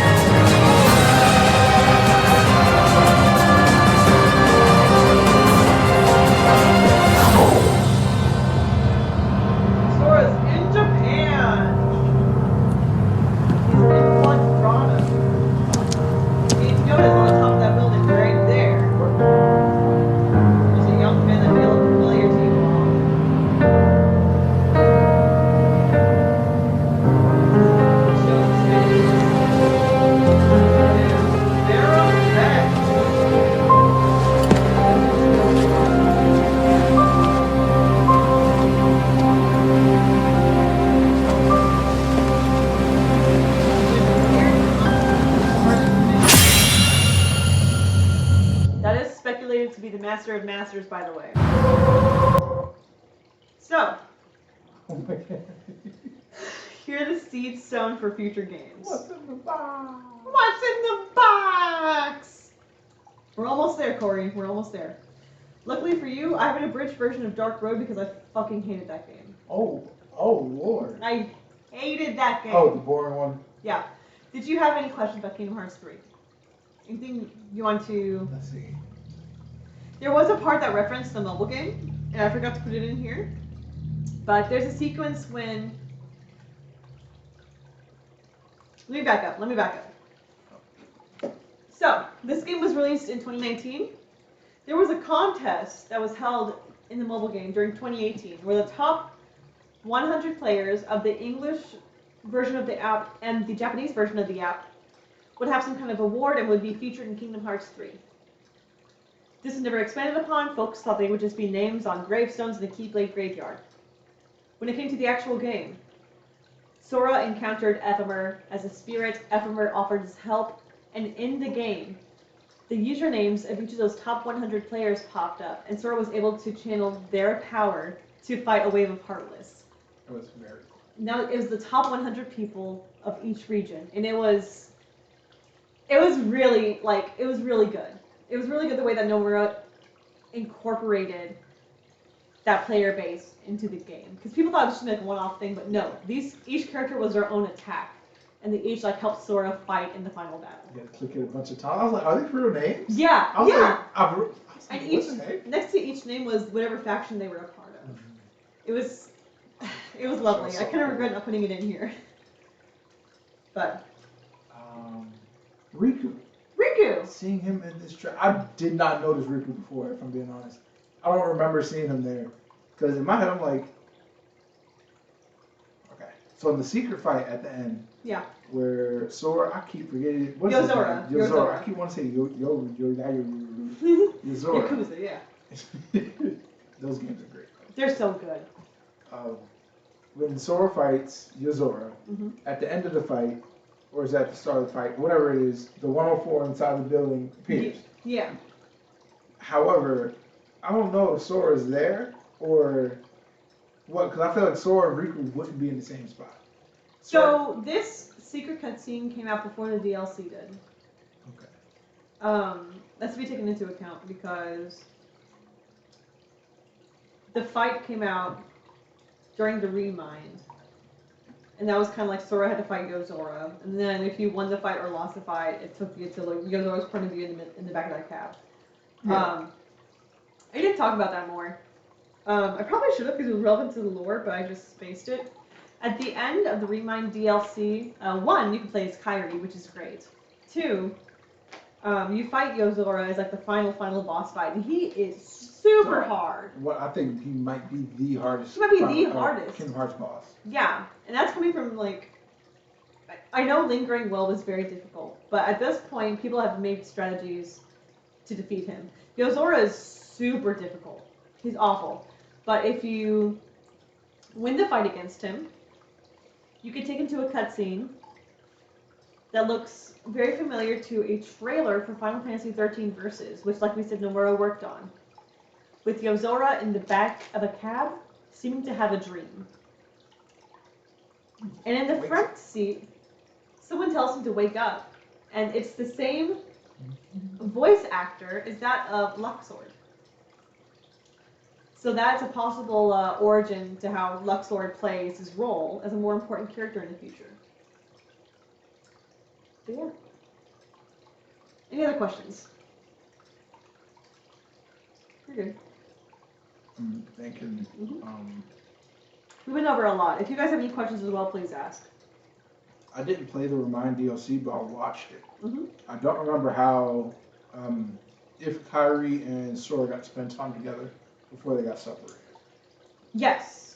So at the end of the Remind DLC, basically it's a story about how Sora went back in time to save Kairi. It shows that so Sora went back to save her, put her heart back together, and in their final moments, they kind of visited all their friends without them knowing. They just kind of hung out in the background. So he was there whenever Mickey was reunited with Minnie, and the only good people back at Disney Castle. Sora was there whenever he unlocked Kyrie's heart and brought Naminé back to life. He was there at the top at the opposite side of the clock tower. Whenever Roxas, Shion, Axel, and Isa were all hanging out eating their sea salt ice cream. And he was there whenever Terra, Aqua, and Ventus were at the grave of Master Ericus. And it's revealed, because of the mobile games, that the Chirithy belonged to Ventus. So Sora restored Ventus to his Chirithy, which is very sweet. Which we learned Kept from... his promise. Yeah, kept his promise. We don't know how Sora knew that Ventus was the guy. Yeah. Maybe Chirithy told him, we're not quite sure, but at the time, no one knew that the Chirithy was Ventus's, or they didn't know why, but because of the mobile games, we now have more context. Gosh. Yeah. Dreamy. The Dream Eaters. And they'll get you. That's so crazy. They will get you. At least they're still fighting off the darkness. Yeah. Nightmares. It's Yeah. close enough.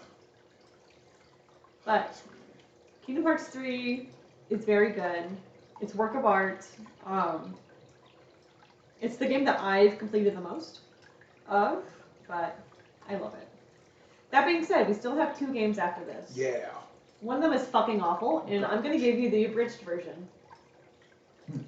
So one of them is Kingdom Hearts Dark Road. This is sad. It was released in 2020 for mobile phones.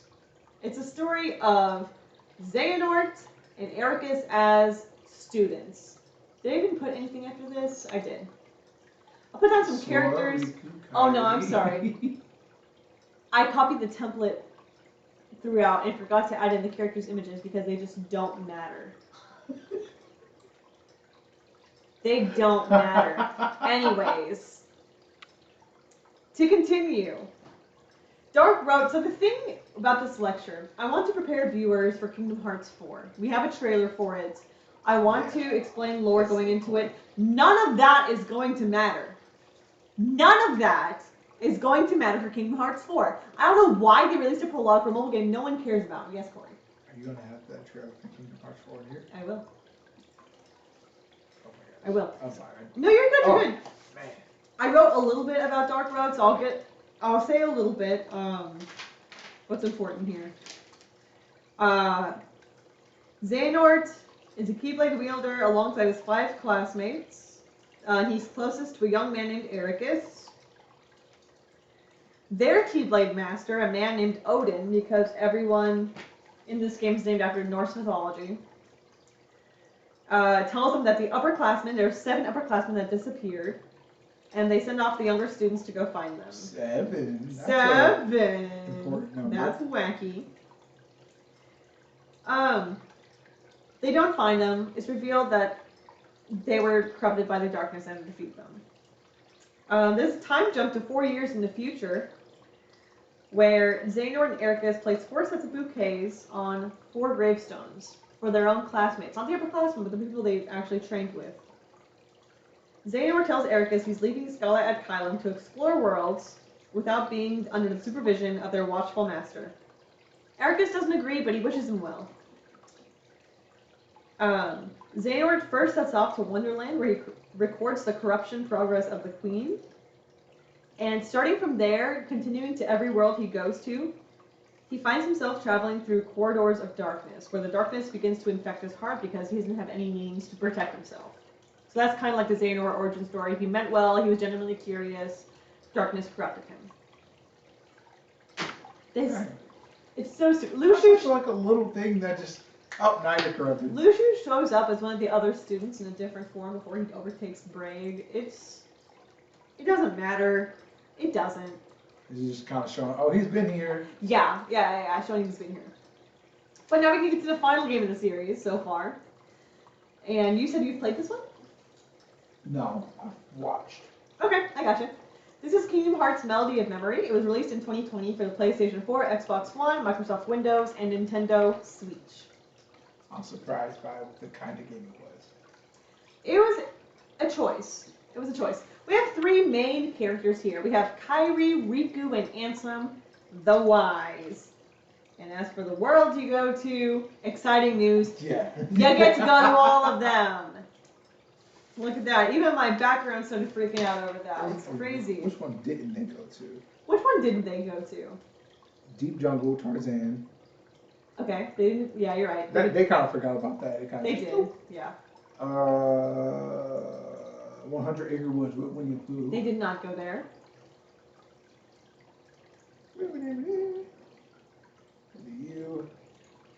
The Dark World. Is that on here? Dark World? No. No, they did not go to the Dark Realm.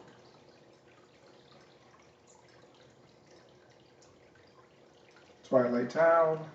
They went to Twilight Town. Must have messed it up then. How can you have a game where they don't go to Twilight Town? I feel like Twilight Town is so important. Daybreak Town. They didn't go to Daybreak Town. True. But yeah, so they go to all these worlds. So this is a rhythm game. You play as multiple Kingdom Hearts characters. You go along to the beats of the music. You slang your thing, and you have fun. Plot. Oh, and Port Royale. Oh, they don't go to Port Royale? Really? Hang on. Oh, they don't. Good eye. I know I was forgetting something. I didn't think about that.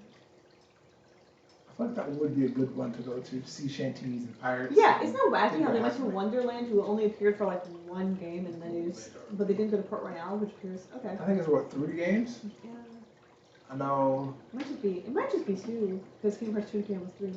What's 3? Well, 3 they go to the Caribbean. Yeah. Yeah. Pedantics.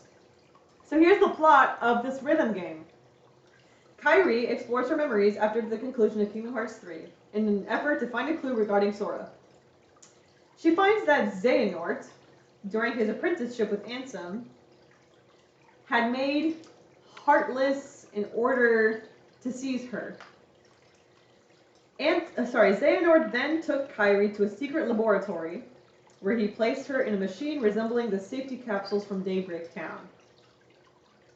He hypothesized that she was a princess of heart.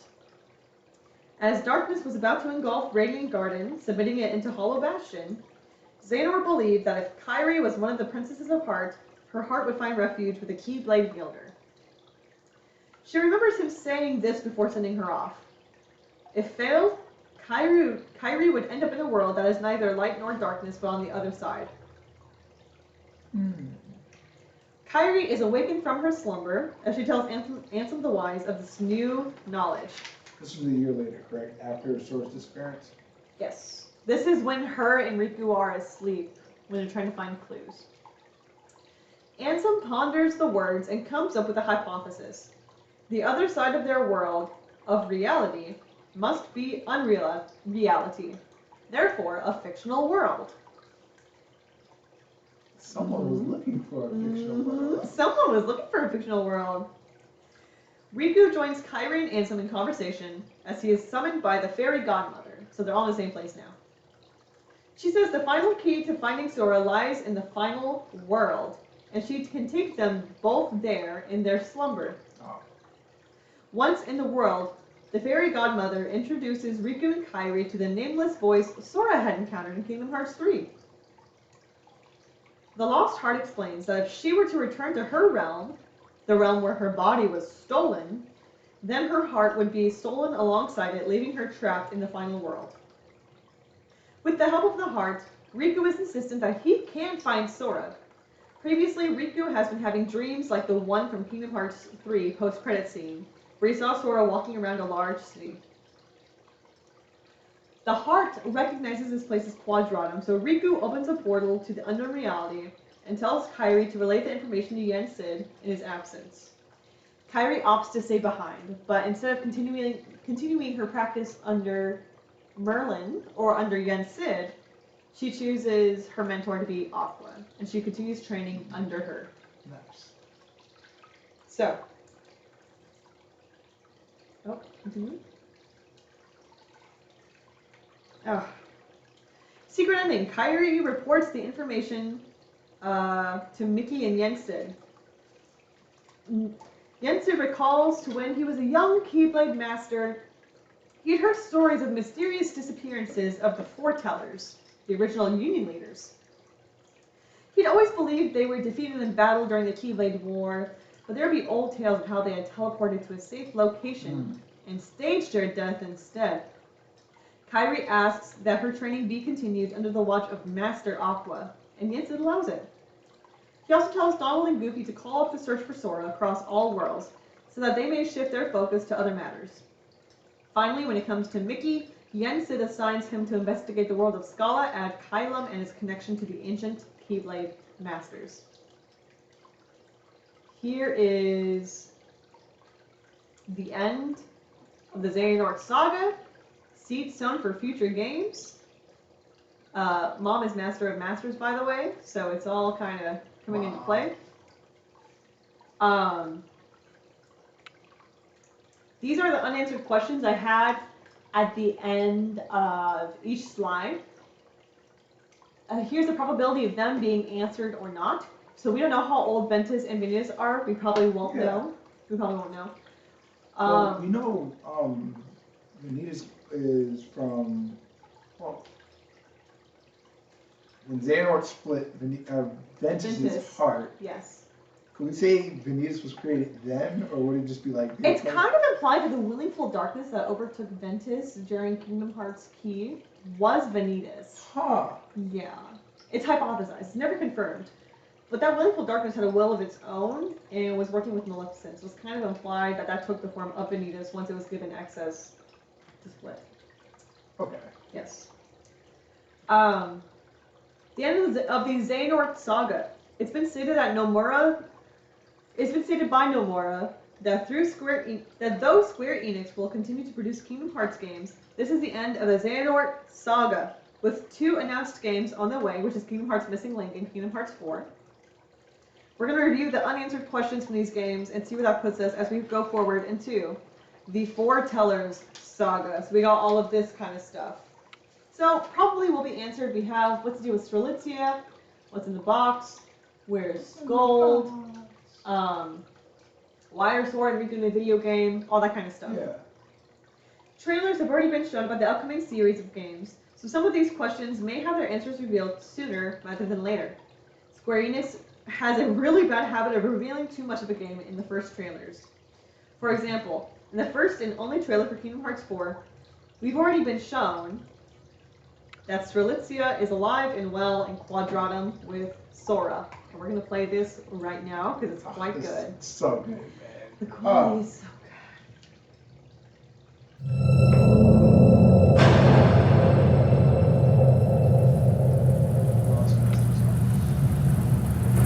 自分が望む結末ではなかったと絶望するのなら、他の世界に退場すればいい。選択肢は無限にあるはずだ。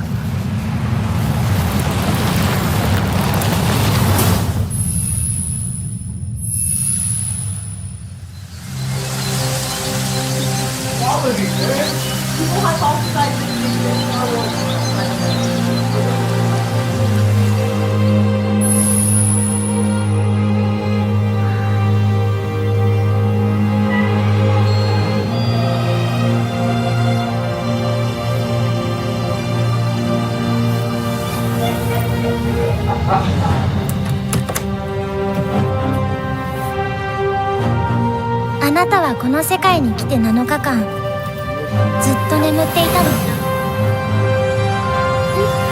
ここはクワットラトゥム、聖女の世界ではあるけれど、私たちにとっては死の世界ってことになるみたい。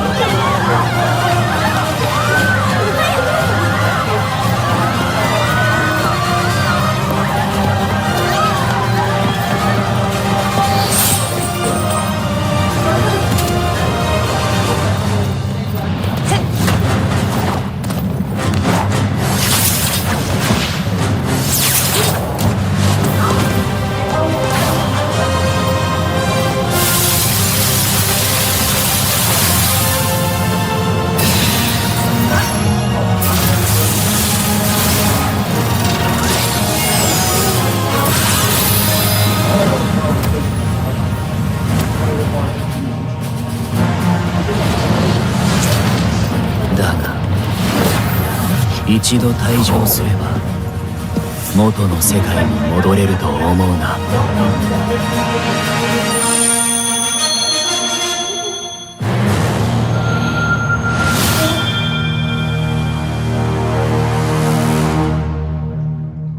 This I can confidently speak on. Not only Goofy are assigned to finding Sora, and they assume he's dead, so they go to the underworld of Hercules. 手がかり見つかるといいね。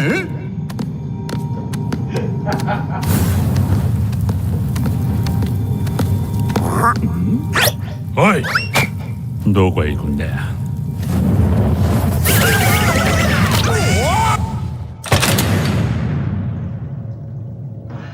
So As much as I love getting trailers and seeing stuff, I hate when I have to wait years.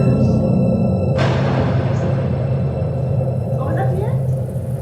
Oh, that might be the end of my presentation then. It's not like me skipping more forward. Alright, so, Heck yeah. with this in mind, it's important to note that a lot of these questions won't be answered within the games. Maybe an interview for years to come, but Nomura has made it clear that this new chapter in the series will not be focused on Xehanort anymore. With this being said, however, the floor is now open to questions regarding the game's characters, plot lines, or anything else. And that is the Kingdom Hearts lecture of legend.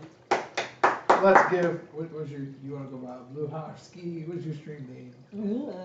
A Blue House School. Let's give this lady a round of applause. Thank you. Thank you. Oh my Thank gosh. you. Oh, This took amazing. so long to put together. I'm happy I could see it. I'm so happy you were here to watch it for you. I don't know if I could have done this without an in-audience person. Like, I really appreciate you. I was just there. No, and I'm very glad you were here, and I was able to teach you something. I was able to tell you about Yes. mobile games. Yeah. Oh man, the mobile games had. Oh, Dream Eaters, man. the Dream Eaters. We were Xehanort the entire time. Strelitzia Oh. as an actual person. Like, yeah, I'm very thankful you were here to help me like get through all this. I would have lost confidence long ago. I'm just happy I could be here to see all this because I've learned so much. I'll look you want to go back and play the games again. They're so good. Part 1 of this lecture is posted to YouTube. I didn't put any tags on it, and as of right now, it doesn't have any views, which is fine. I was telling my... Can you text me your YouTube channel? Yeah. One of my friends, Matthew, he was like, oh, you're a big streamer, girl. I bet you're going to get like thousands of views. And I was like, I'll be lucky if I get 50. Honestly, that's not how YouTube works. I'm aware of this. But, yeah, I'm very happy this is done and out of the way. If anyone has any sort of questions about Kingdom Hearts, whether it be you or an audience member, I'm your person. If you want to tell me something that I don't know, if I got something wrong, let me know. I love this series so much. So much. And there was plenty of things I didn't cover that just weren't relevant to the lore. There was so much that was so cool that I wasn't able to cover because it didn't really matter, like the Cloud and Sephiroth stuff. But it was so good. Tarika sent 2 flame emojis. Thank you, Queen. I appreciate you. Yeah, I just really love this series. It's very nice. Oh my gosh. I just recently just completed the game series of all the playable ones again. You're not in the frame, Cord. Oh. Go again. Mr. Van Horn. I just finished most of the playable ones from buying like the 1.5, 2.7, or whatever the bundles were. Okay. And 1.5, 2.5, and 2.8. 2.8. I low-key want to just go back and play them again. Tarika says, are you going to play the other games? With the semester coming up, because I am halfway through my junior semester in college, probably not anytime soon. Maybe over winter break, maybe next summer. Right now I'm trying to finish up some anime, but I don't know a whole lot about the gameplay of the games. Like, if you put me on a trivia show, I can answer all questions about the lore, but I can answer nothing about the spells or let about me get that side. the cards. Yeah. Not No. I've seen Kingdom Hearts trivia shows that YouTubers have put on where they ask about like the spells using like birth by sleep, and I'm like, I know nothing. Where's the Kung Pao penis? It's not here. I can't find it.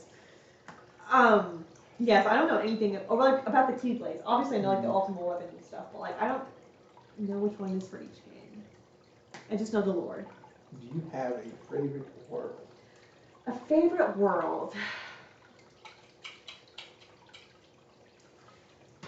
My instinct here is to say Twilight Town from Kingdom Hearts 2, but that might also be nostalgic talking.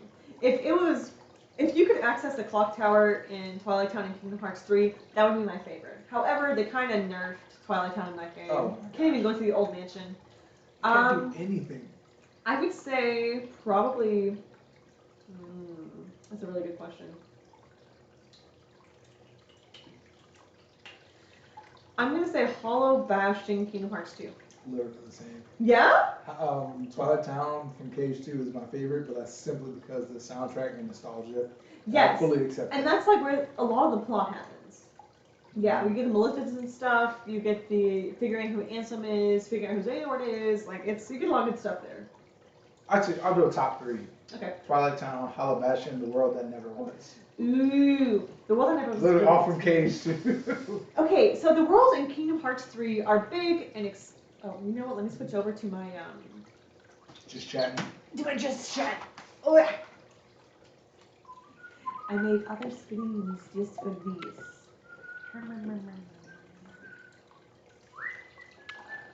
I'll just do this one. Yeah. Okay. But I would probably Twilight Town, Cage 2. The thing about Kingdom Hearts 3 worlds is that they're huge. They're big, they're expansive, they haven't got a lot of stuff going for them though. Actually, you know what? Cage 3 Caribbean. Solid. You can do a lot. It's very like Sea of Thieves-esque. Man, some of them ship battles were so hard. Yes! Like the one where you're racing against Luxord? I'm talking about like fighting the ship. Oh, you mean like actually fighting? Oh, okay. Because I maxed out my ship, got all the little crabs, and some of those battles I still had no help in.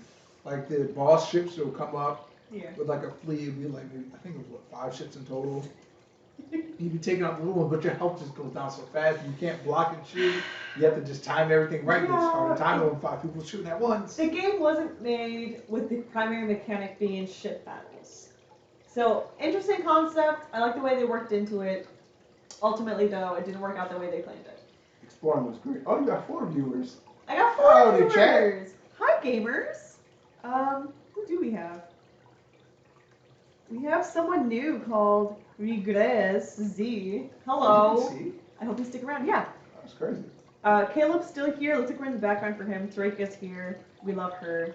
We have Regress, who I don't know who you are, but thank you so much for being here. Yeah. It's an honor being here with you. Favorite song? My immediate gut reaction is to say Roxas's theme, but that boss battle theme during Kingdom Hearts 3 with Roxas and Shion's theme, so well executed. I would have to say that. How about yourself? Definitely, was it Lazy Afternoons from Twilight Town's theme. That, I think it's like Dancing something. Axel's. Dancing Flames? No, it's like. I know what you're talking about. Yeah. That one was fire. We should play some Kingdom Hearts songs during performance class. Well, I have the part for Lazy Afternoons written out. Had the piano part, had the tuba part. I think I'll play it. It's short though, because it's a theme and it just repeats. Let me know when you transcribe Face My Fears from Kingdom Hearts 3, and I will join you there. Kidding, of course. Kidding. No! Yeah, at least write it down. It's the one with Skrillex. Don't choose that one. Oh. It's a very good song. I just don't know how in real time I can be like, watch me cry all the tears.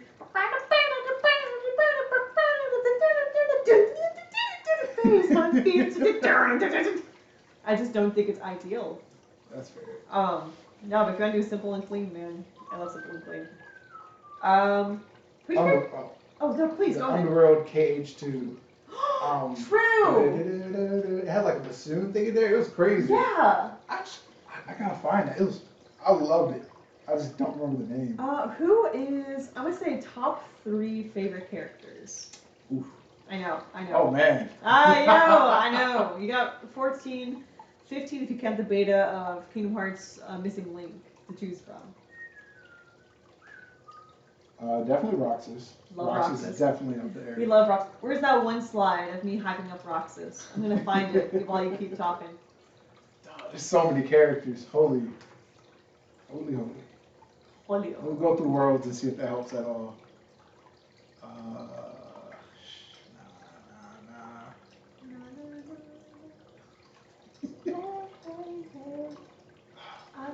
I want to say Terra, but there's better. Terra is a good guy. I feel like he doesn't get his full potential. Even though he does nothing, Jensen. I don't know why. Okay. I like okay. Jensen. That's such a choice. Why? I don't know. I was a big fan of The Sorcerer's Apprentice. Okay. Such a big fan. So seeing him in the game, I was like, the fact that he's there. Yeah. I have my Roxas thing on screen because I love Roxas.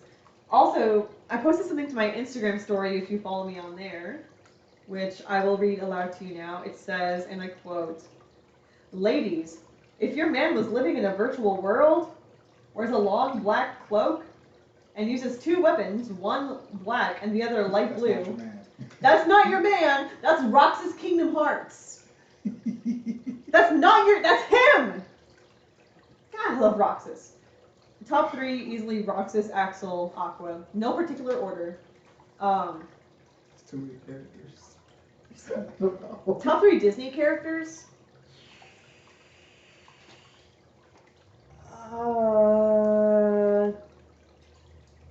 Oogie Boogie.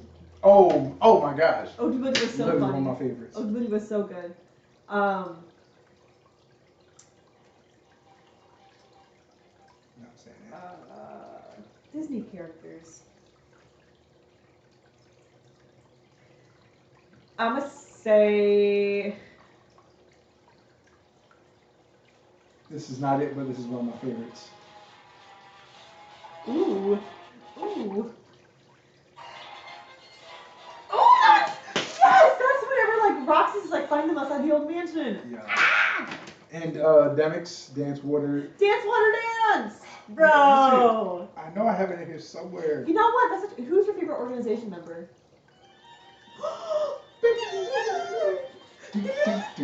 This. Tension's rising. I love. Oh, my favorite organization member. Yeah, favorite organization member. Or like top 2 or top 3. And you can't say the obvious of Roxas. Because we all know, yeah. Axel definitely up there. Axel. The things I would do for Axel. Yeah. Oh Lord, which one am I thinking? I think Demix is pretty funny. I like Demix. He's just kind of like a side guy. He's also like the only one that like has like musical qualities. I actually read a theory. While doing this presentation, I read a lot of theories. There's a theory that you know, like each organization member is like a somebody's body, you know. Mm-hmm. There's a theory that because he loves music so much and because he's associated with water, that Demix actually originated from Ariel's world, Atlantica. Oh. Yeah, I really like that. I like the idea of that. Xemnas. Oh my god. I'm looking at this list. I don't know. I like the assholery of Zigbar. He's a dickhead, bro. He's a dickhead. Sadly, that is my type. I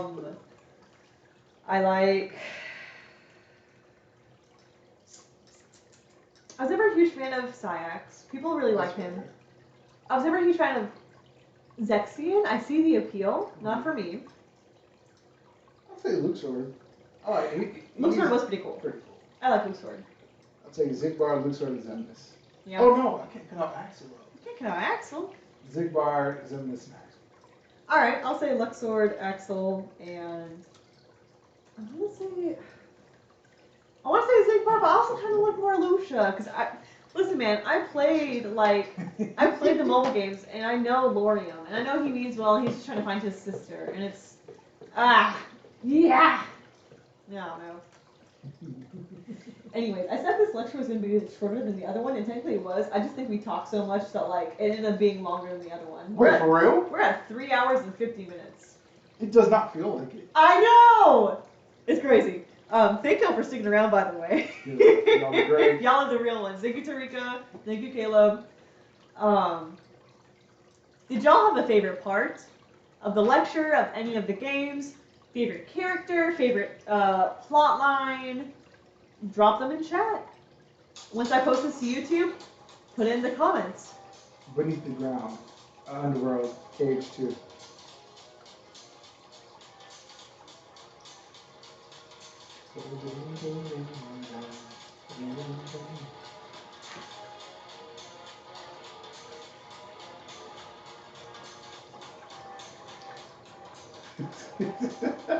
What?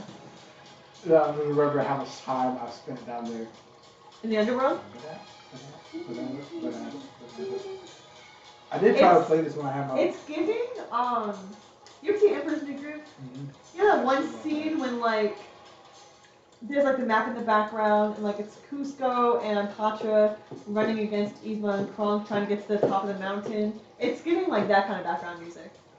I can see it. Even in Woodman Tech, I tried to play that. I just could not get it.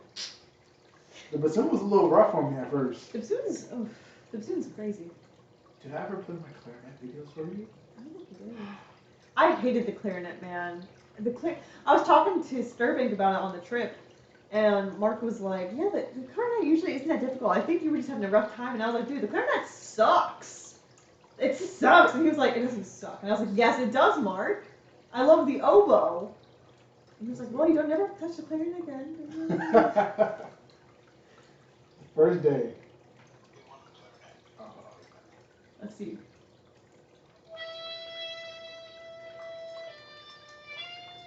We played Danzo number 2. I was so proud. Wow. It's so bad. No, I love it. You don't know really bad until you hear me trying to play Hot Cross Buns on the flute with Matthew. Oh, the flute was something different. And Kristen. We all got in the practice room, we tried playing Hot Cross Buns together. It was off. Well, okay, Kristen was great because she used to play the flute. She's great at everything. Whatever. I doubt you've ever seen this, but if you do, I love you, Kristen. You're a child prodigy. You're incredible. I'm super jealous. But, no, the flute was killer. I just had trouble jumping between the octaves. Tarika says, Goofy's dialogue sounded funny. I do laugh at serious moments, I'm sorry. I'm grateful for his contributions to the lecture. Remember when Goofy died? Remember when Goofy died in Kingdom Hearts 2? And they were just like, no. Well, they'll pay for this. And then, dun, dun, dun, dun, dun, dun, dun, dun. Bro, I was so unserious.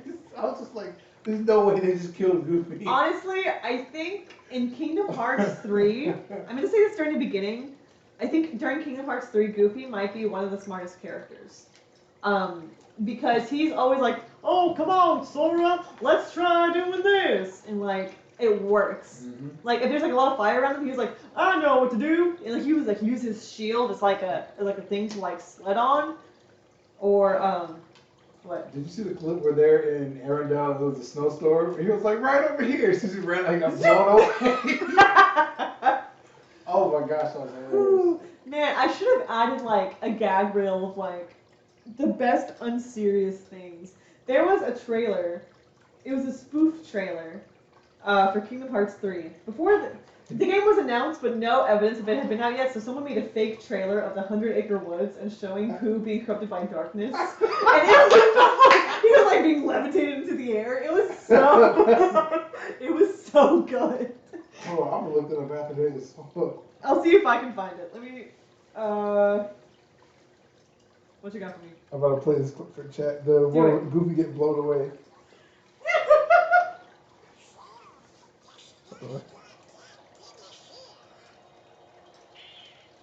Oh, no, this one was Donald.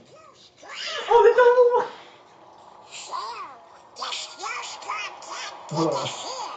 Hold on, I'm gonna get it.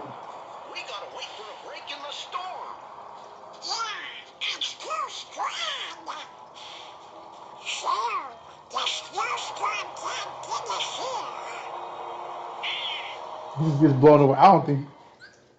The phone's too bright. I probably won't be able to find this video. It might have been. Man, it might have been taken down. It was so funny though. It like staged the scene and everything, and it. Oh, do you know what I should have put in here? What? That Woody scene. My guess that no one's ever loved you. You mentioned it. You said, oh wait. Did I? No, I don't think I did. What am I thinking of it? I don't think It was hilarious. Wait, let me see if I can pull it up. Hang on. Yes, I'm a toy. And It was Young Xavier too. Okay, pause that. All right, I'm gonna play for chat. Whatever you're talking about, I don't care.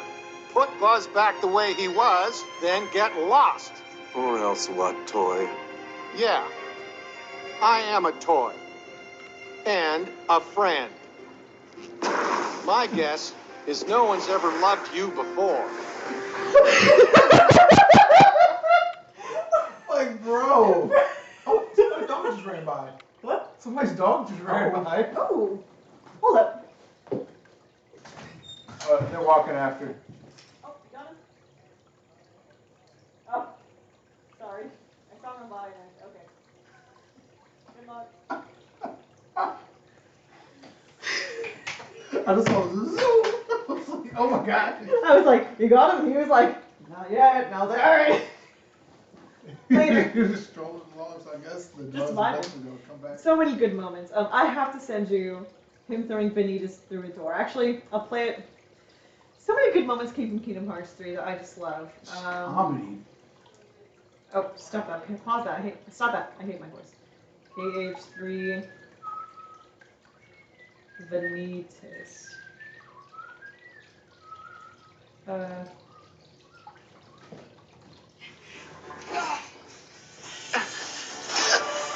we go. Join your heart with mine. Take a look.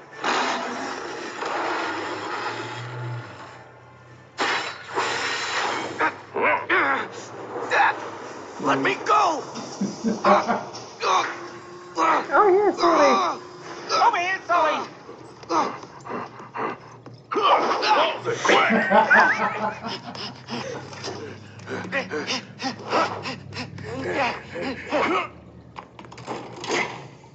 Bro, imagine you're just a kid in bed. You got doors thrown right at you.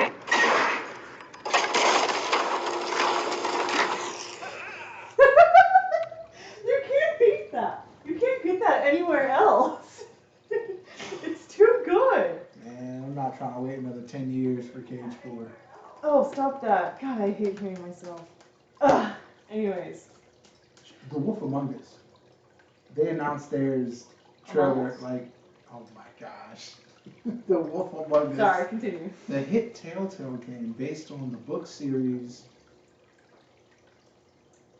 It might be also called The Wolf Among Us. I don't remember. But,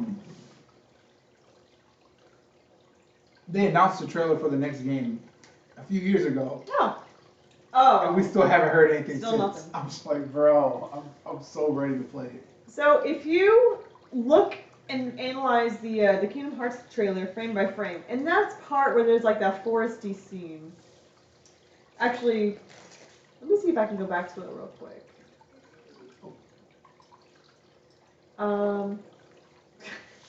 Let me get off my Roxas screen real quick. Excuse me.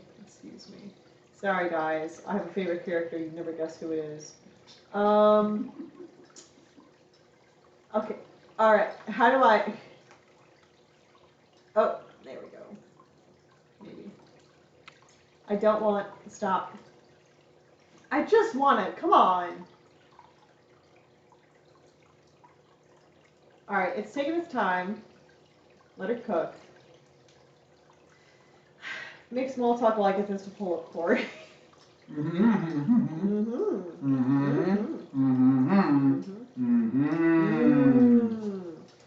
Okay. All right. Okay.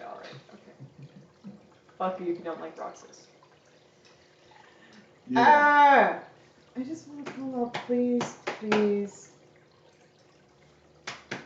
I guess I can spoil it. I wanted to show you guys. Oh, no, listen, it's crazy.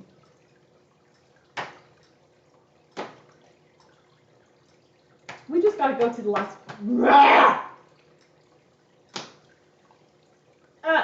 Tell us a joke.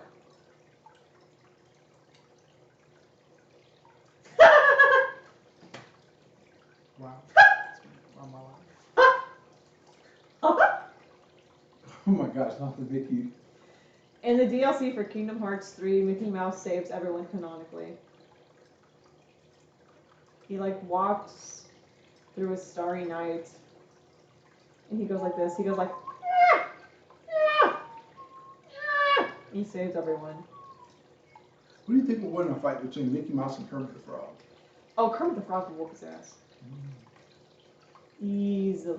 Well, are we taking Kingdom Hearts into consideration? Oh my gosh. Now hang on. Kermit doesn't have a Keyblade. That we know of. That we know He of. is a Disney property. Just wait. Well, I guess that ruins. Okay, never mind. I was gonna show y'all the trailer for Kingdom Hearts 4 and break into that. So basically, there's a scene in the trailer for Kingdom Hearts 4 where they're in a forest, and if you pause at the right time, it looks like in the corner there's a foot of an AT-AT. So people have speculated. Oh. Disney owns Star Wars. They do. What if there was a Star Wars world? They also own Marvel. They also own Marvel. They own a lot of stuff. So people have been speculating what the next Kingdom Hearts game could be. Because if we're going for some more realistic, maybe they're leaning towards more of the live action stuff. I'm not saying High School Musical is going to be in Kingdom Hearts 4. Or Rhythm Bass. That's the new Atlantic. Atlantica, yeah, you got it. Atlantica. You got, we're all in this triangle. Go. Yeah. Oh gosh. Oh. Cage. What was it? Cage 1 where they made their own songs for the game? Or was that Cage 2? I think it was Cage 2. No, Cage 2, because Cage 2, 1 was a they had normal that, world. swim this way, we'll dance and we'll play. Actually, I kind of like this song. Yeah? I was vibing to it. I would listen to it unironically. Good for you. Could not be me. Alright, I'm calling it. That's the end. Thanks so much for being here, Corey. I'm going to end the recording, post it to YouTube. Thank you all for being here.